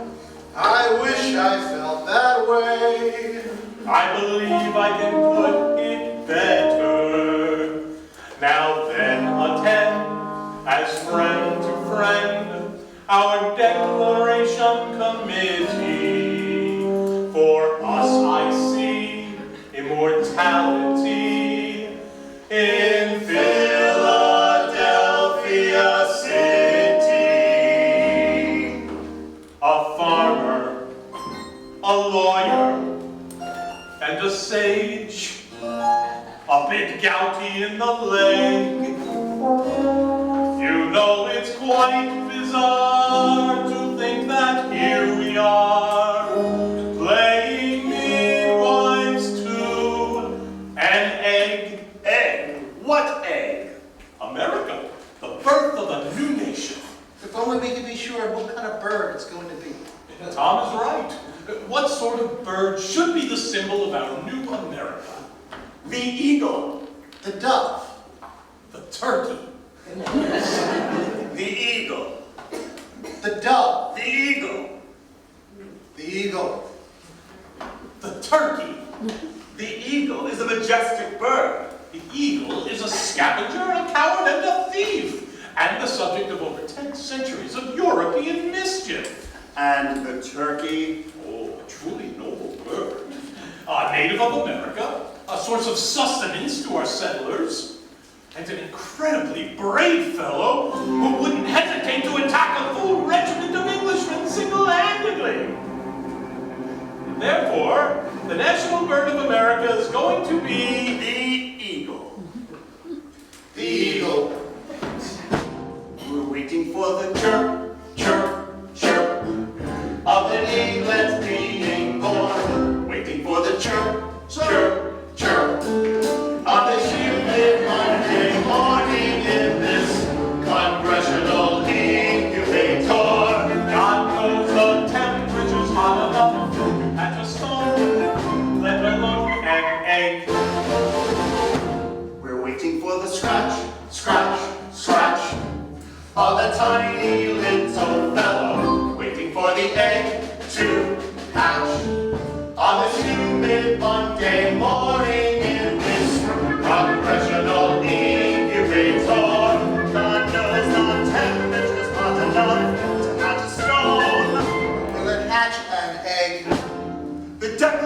is going to be a triumph, I tell you. A triumph. If I was ever sure of anything, I am sure of that. A triumph.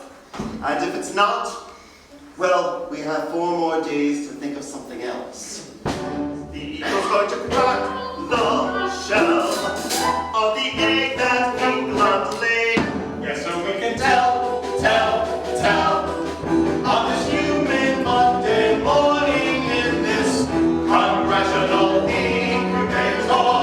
And just as Tom here is written, though the shell may belong to Great Britain, the eagle inside belongs to us. And just as Tom here is written, we say to hell with Great Britain, the eagle inside belongs to us.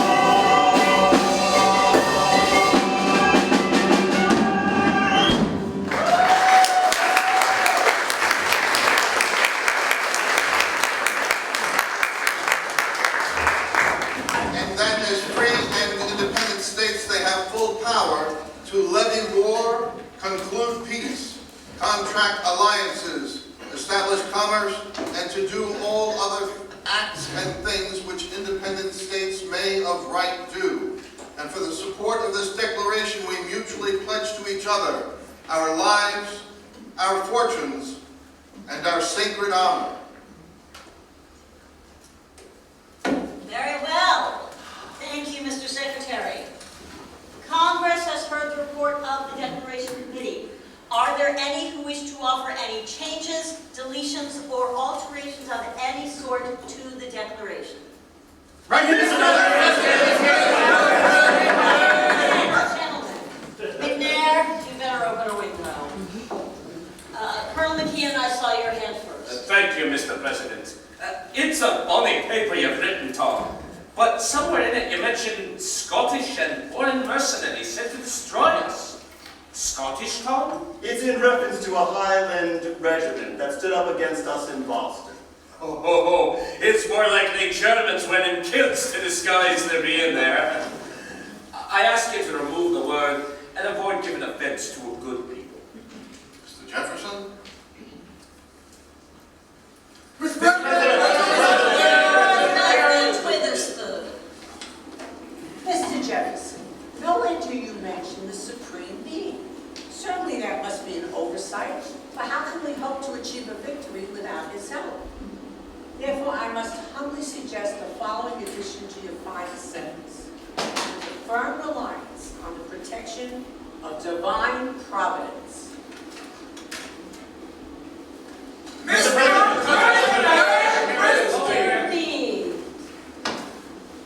Among your charges against the king, Mr. Jefferson, you accuse him of depriving us of the benefits of trial by jury. This is untrue, sir. In Delaware, we have always had trial by jury. In Massachusetts, we have not. Oh, then I suggest the words, in many cases, be added. Mr. Jefferson?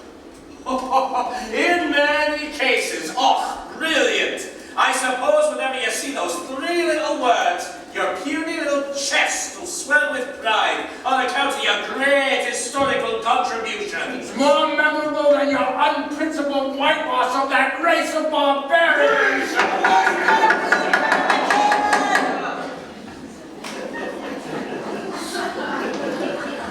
Mr. Hopkins. No objections, Johnny. I'm just trying to get a drink. I should have known. McNair kept him from. Mr. President!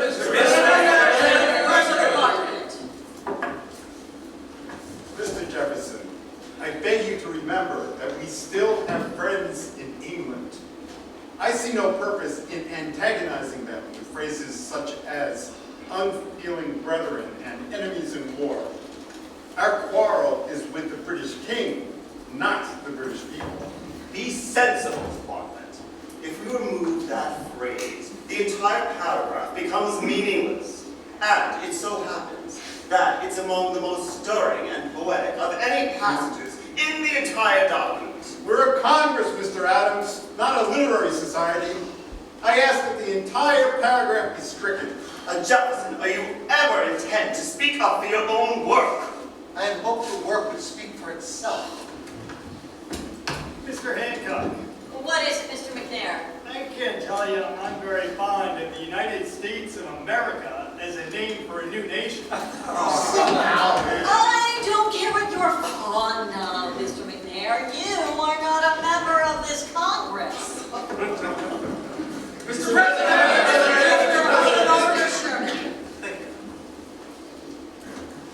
Brother Jefferson, I noted at least 2 distinct and separate references to the British Parliament in your declaration. Do you believe it is wise to alienate this august body in light of our contention that they have never had any direct authority over us anyway? This is a revolution, damn it! We're going to have to offend somebody. John, you're going to have an attack of apoplexy if you're not careful. Did you hear what they're doing to it? Did you hear? Yes, I heard, John. But so far that is our friends. Can you imagine what our enemies will do? The word parliament will be stricken wherever it occurs. They will not be satisfied until they remove an F from Jefferson's name. Courage, John. It won't last much longer. Mr. President! Mr. Jefferson, I have very little interest in your papers. I have no doubt in my mind that we've all but heard the last of it. I am curious about one thing.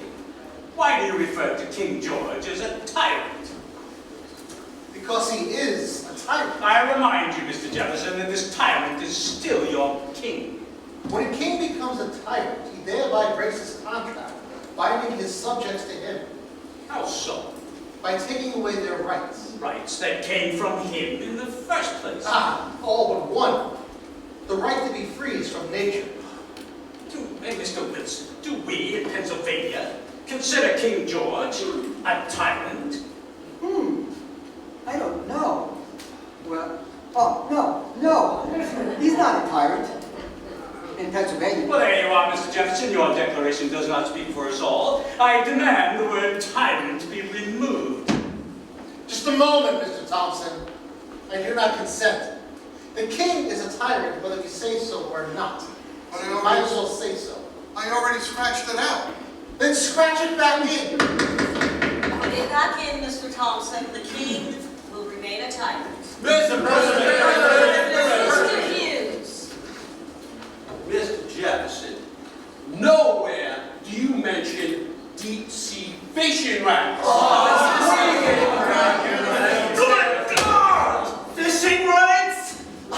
How long is this piddling to go on? We have been sitting here for 3 full days.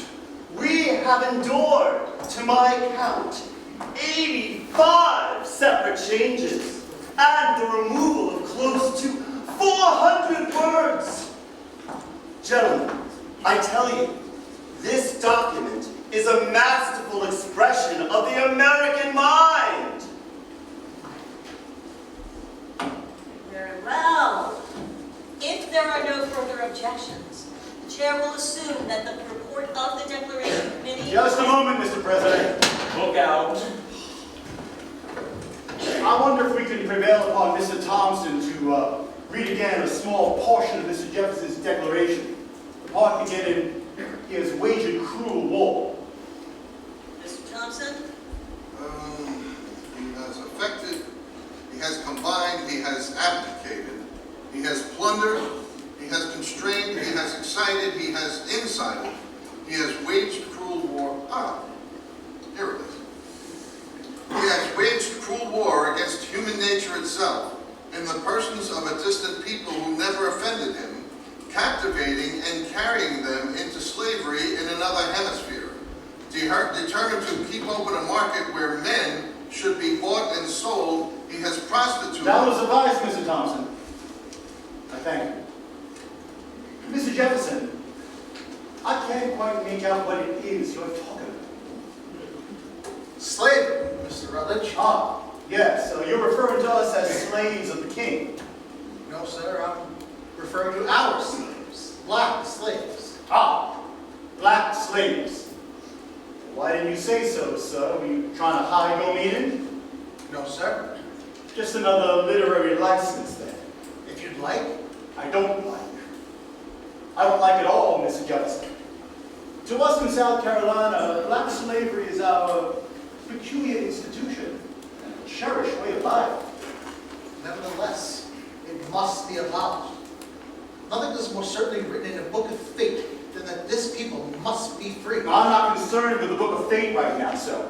I'm more concerned with what's written in your little paper there. That little paper there deals with the freedom of Americans. Oh, really?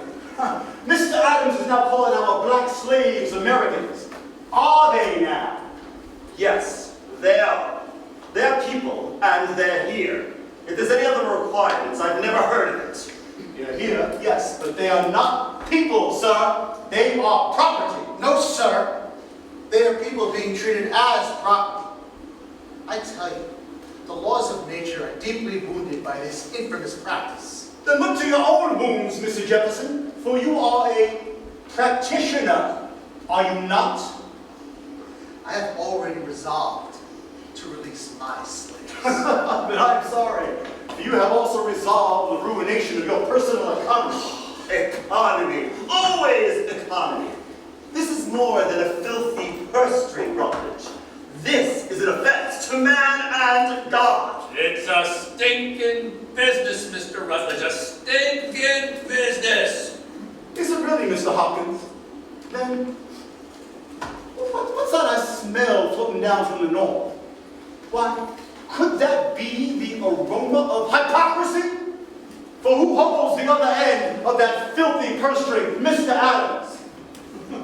Our northern brethren feel it intended toward our slaves. They don't keep slaves, no, but they are willing to be considerable carriers of slaves. To others, they are willing for the shilling. Well, haven't you heard, Mr. Adams? Clink, clink.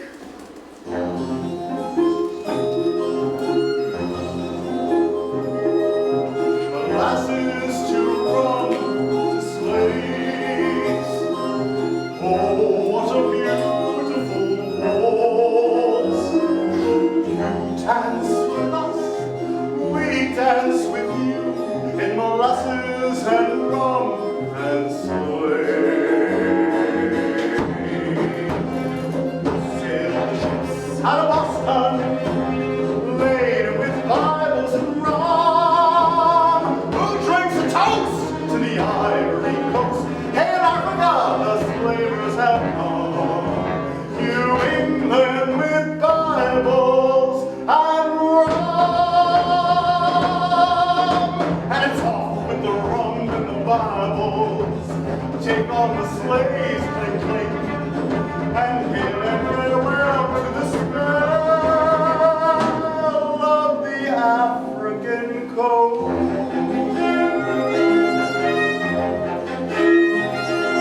Molasses to rum the slaves. 'Tis immorals, 'tis money that saves. Shall we dance to the sound of the profitable pound in molasses and rum and slaves? Sail the ships out of Guinea, laden with Bibles and slaves. 'Tis Boston can boast to the West Indies coast. Jamaica, we brag like a craze. Antigua, Barbados, we run Bibles and slaves. Gentlemen, you mustn't think our northern friends merely see our black slaves as figures on a ledger. Oh no, sir, they see them as figures on a block. Look at the faces at the auctions, gentlemen. White faces on the African walls. Put them in the ships, cram them in the ships, stuff them in the ships. All right, gentlemen, let the auction begin.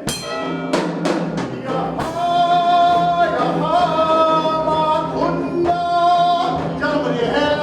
That's the cry of the auctioneer.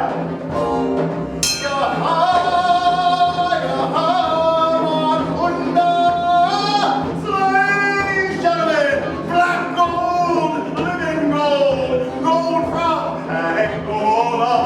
Hey, giddy, giddy, giddy, hey, blackbird for sale, Ashanti.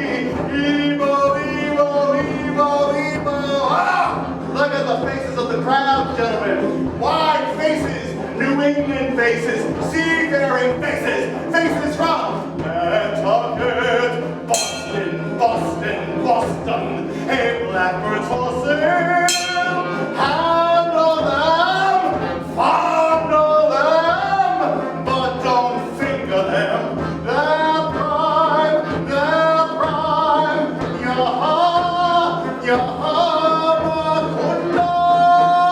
Mr. Rutledge, for the love of God, please!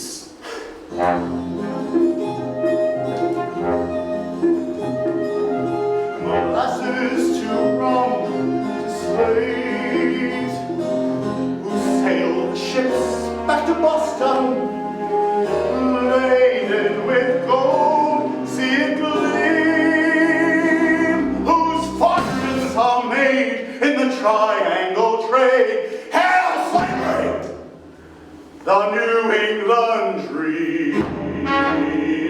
Mr. Adams, I give you a toast. Hail Boston! Hail Charleston! Who's stinking the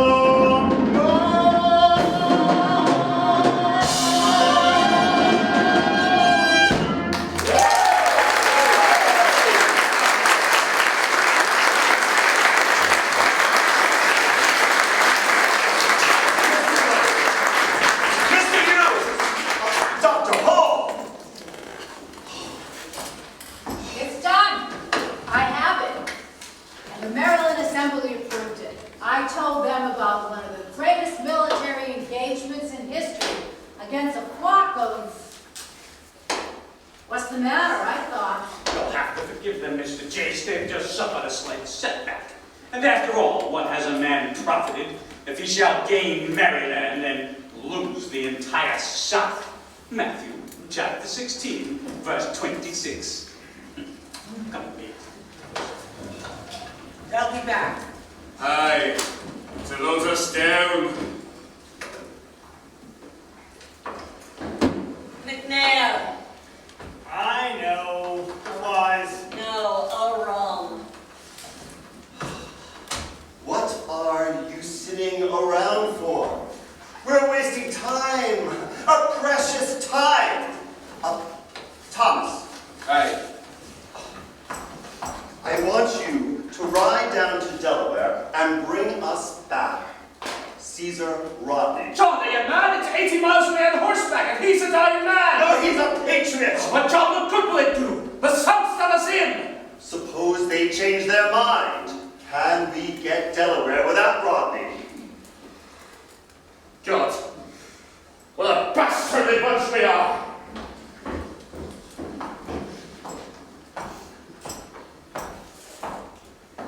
Chase. Stephen. I'm going to the tavern. Johnny, if there's anything I can do for you there, let me know. Chase? A Bartlett? What's the use, John? The boat's tomorrow morning. There's less than a day left. Roger. Faith fact, John. It's finished. I'm sorry, John.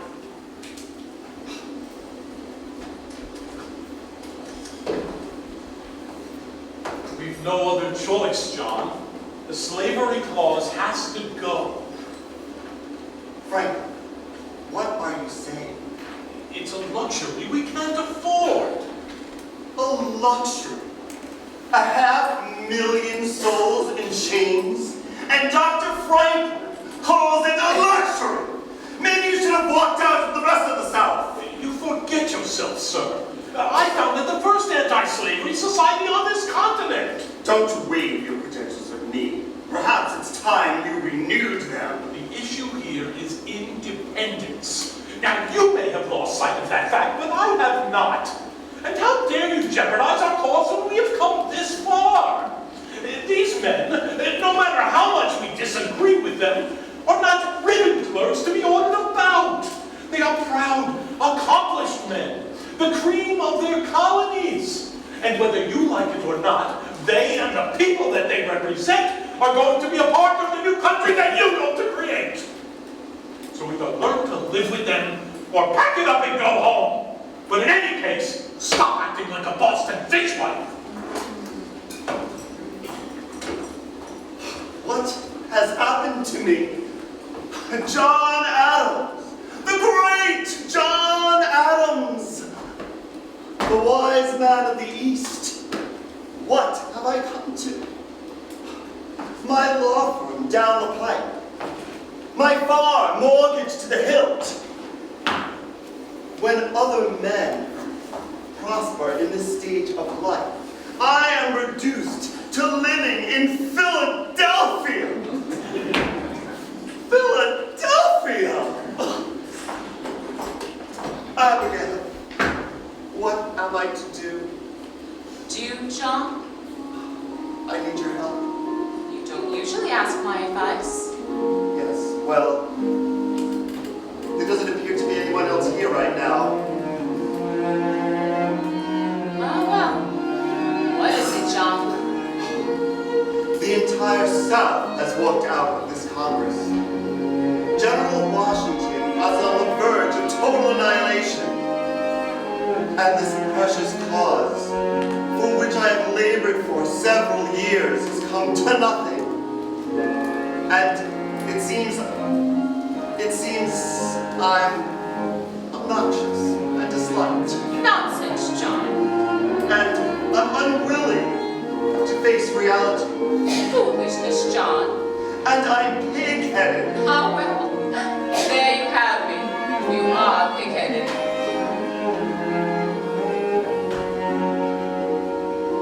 Has it been any kind of life for you, Abby? God knows I haven't given you much.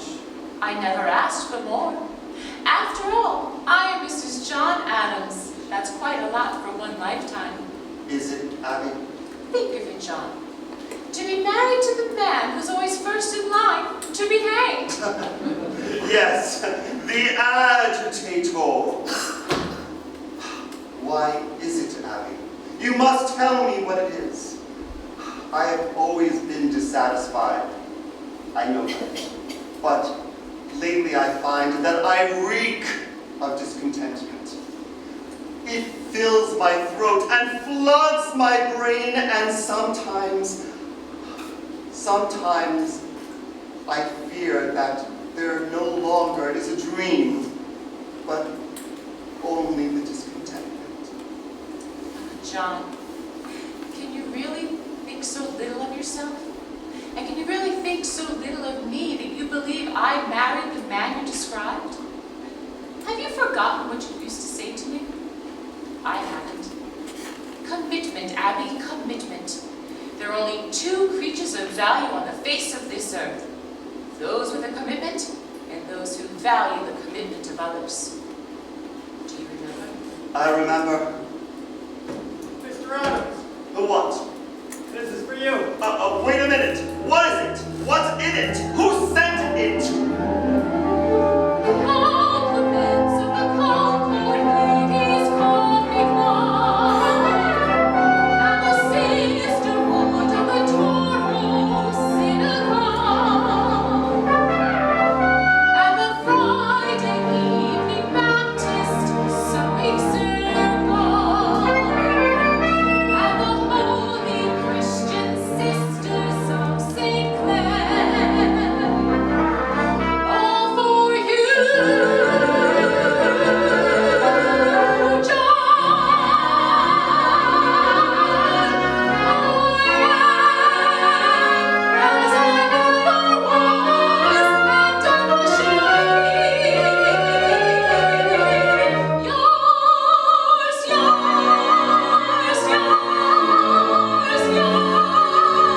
Just a moment, Abigail. What is in that keg? Saltpeter! John!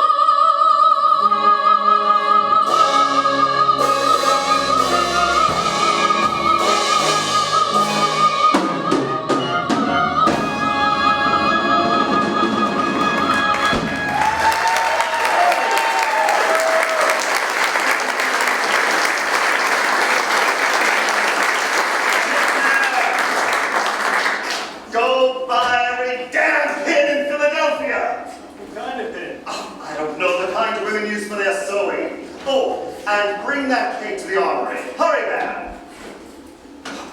Franklin, Jefferson, what do are you sitting around for? John, didn't you hear a word that I said earlier? Never mind that. This is what you've got to do. John, I'm not even speaking to you. We don't have time for that. There's work to be done. Time's running out. Get up. Get out of your chair. Tomorrow is here. Too late for despair. Let's talk to run, let's talk. If it takes all night, keep talking. Talk and talk and talk. The world's an aristocrat. Gentlemen, if you listen to anyone, he'll listen to you. Time's running out. I know. Get out of my chair. Do I have to talk to Wilson? Yes, you do. If it takes all night, keep talking. Talk and talk and talk. And keep him away from Dickinson. It's the only way to do it. John, I'm still from Massachusetts. You know where I stand. I will do whatever you say.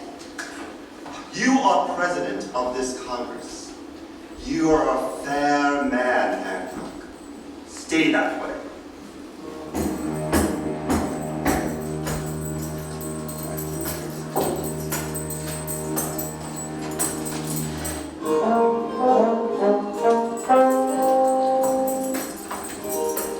Tell me, Mr. Thompson, out of curiosity, do you stand with Mr. Dickinson, or do you stand with me? I stand with the general. Lately, I've had the honest feeling that he's been writing to me. I have been in expectation of receiving a reply on the subject of my last 15 dispatches. Is anybody there?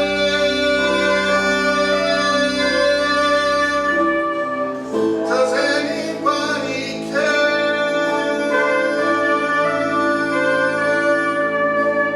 Is anybody there? Your humble and obedient.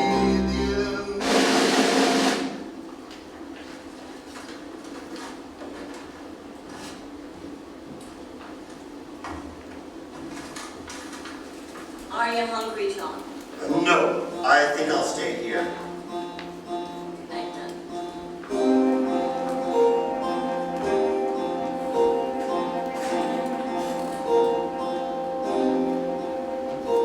Is anybody there?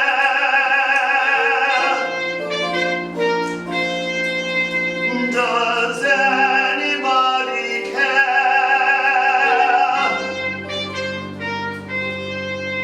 Does anybody see what I see?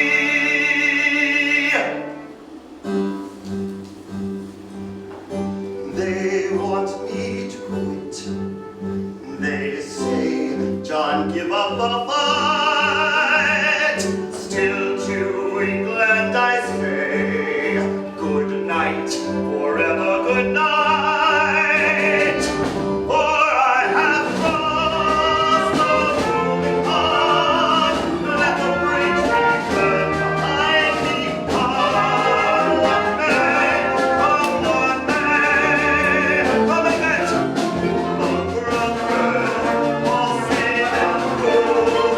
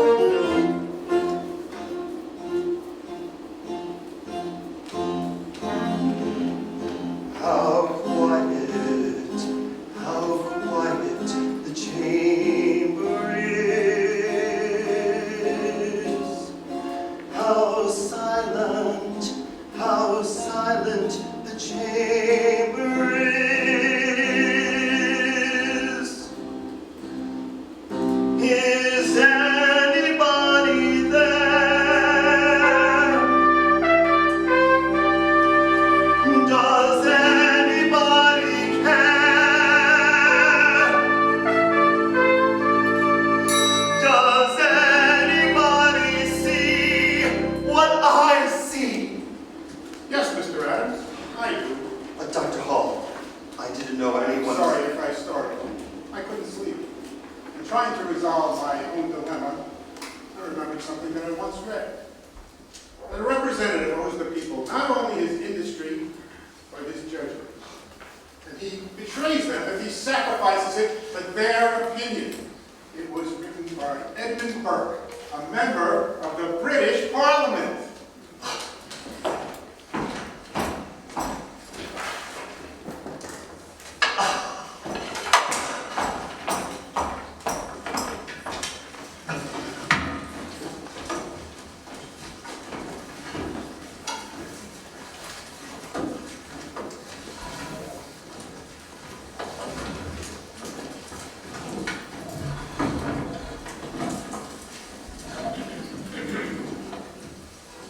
Very well, gentlemen.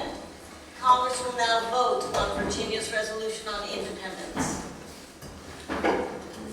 Thank you for coming, Caesar. God bless you, sir.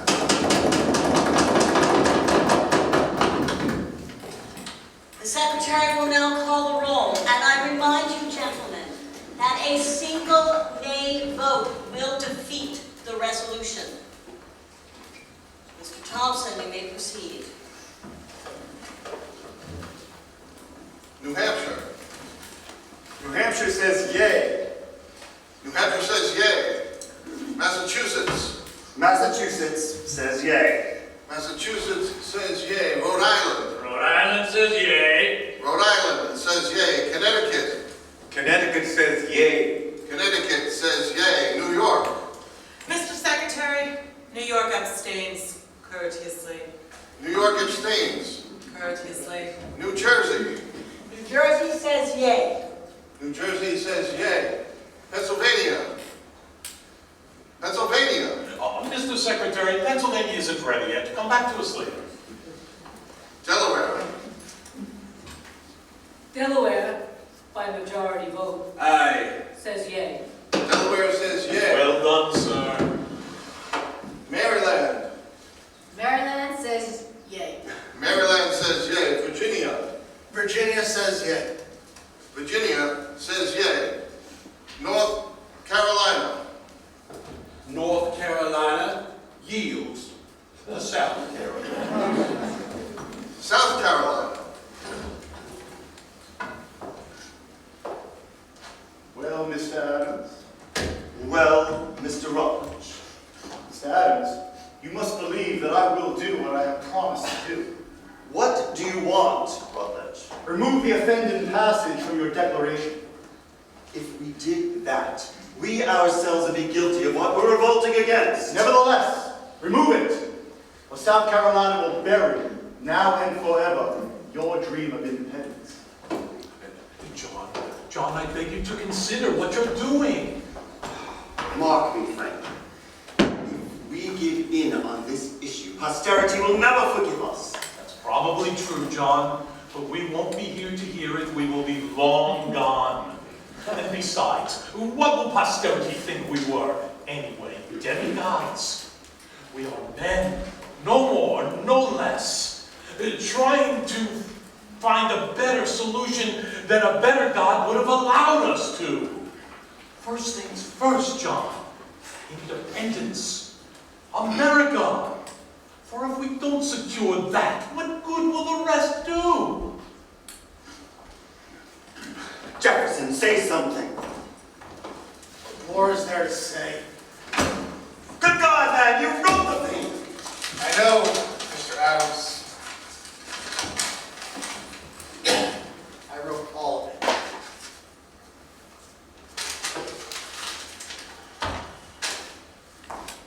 Here you are, Rutledge. You have your slavery. Little good may it do you. Now vote, damn you! Mr. Secretary, the fair colony of South Carolina says yay. South Carolina says yay. North Carolina says yay. North Carolina says yay. Georgia. Georgia says yay. Georgia says yay. Pennsylvania, second call. Mr.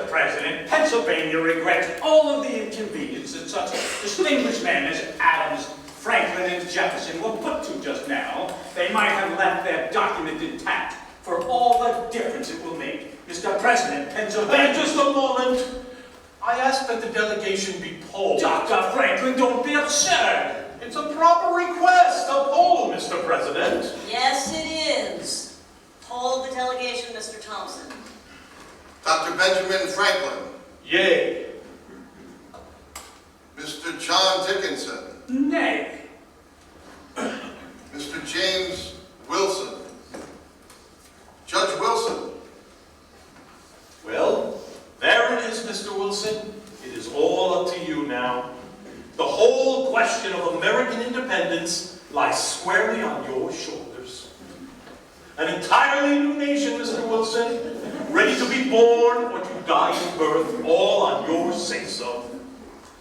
What will it be, Mr. Wilson? Every map maker in the world is awaiting your answer. Come now, James. Nothing has changed. We mustn't let Dr. Franklin create one of his confusions. The question is clear. Most questions are clear when someone else has to decide. It would be a pity that a man who has handed down so many wise decisions from the bench would be remembered for the one unwise decision he made in Congress. James, you're keeping everybody waiting. The secretary has called your vote. Please don't push me, John. I know what you want me to do. But Mr. Adams is correct about one thing. I'm the one who will be remembered for it. What do you mean? I'm different from you, John. I'm different from most of the men here. I don't want to be remembered. I just don't want the responsibility. Yes, well, whether you want it or not, James, there's no way of avoiding it.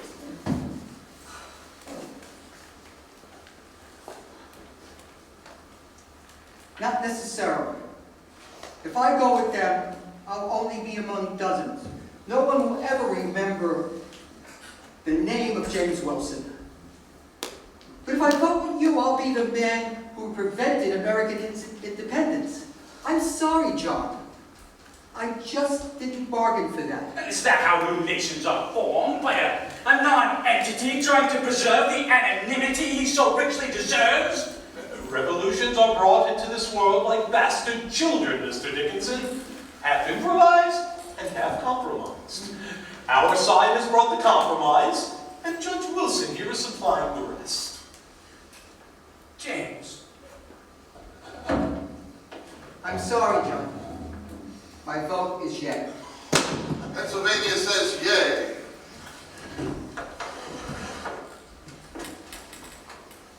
The vote being 12 to none with one abstention. The resolution on independence is adopted. It's done! It's done! Well, Mr. Thompson, is the declaration ready to be signed?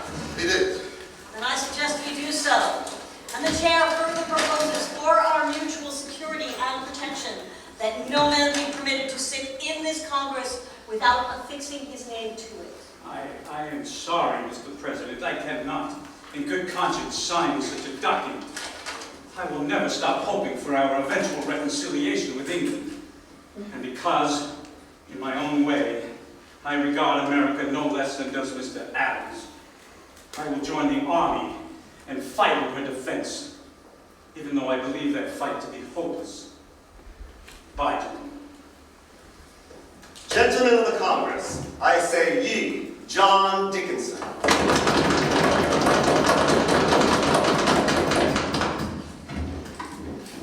Very well, gentlemen. Are there any further objections to the declaration as it now stands? I have one, Mr. Hancock. You, Mr. Adams? Yes. Mr. Jefferson, it so happens that the word is unalienable, not inalienable. Sorry, Mr. Adams. Inalienable is correct. I happen to be a Harvard graduate, Mr. Jefferson. And I went to William and Mary, Mr. Gentlemen, please, Mr. Jefferson, will you yield to Mr. Adams' request? I will not. Fine, I withdraw it. Good for you, John. I'll talk to the printer later. Very well, gentlemen. We are about to brave the storm in a skiff made of paper. And how it will end, God only knows. That's a pretty large signature, Johnny. So Fat George in London can read it without his glasses. Step right up, gentlemen. Don't miss your chance to commit treason. Hancock is right. This paper is our passport to the gallows. But there's no turning back now. Either we must hang together, or we will most assuredly hang separately. In my case, hanging won't be so bad. One stop and it'll be all over. But look at Reed there. He'll be dancing a jig long after I'm gone. Gentlemen, forgive me if I don't join in the merriment, but if we're arrested right now, my name is still the only one on the damn thing.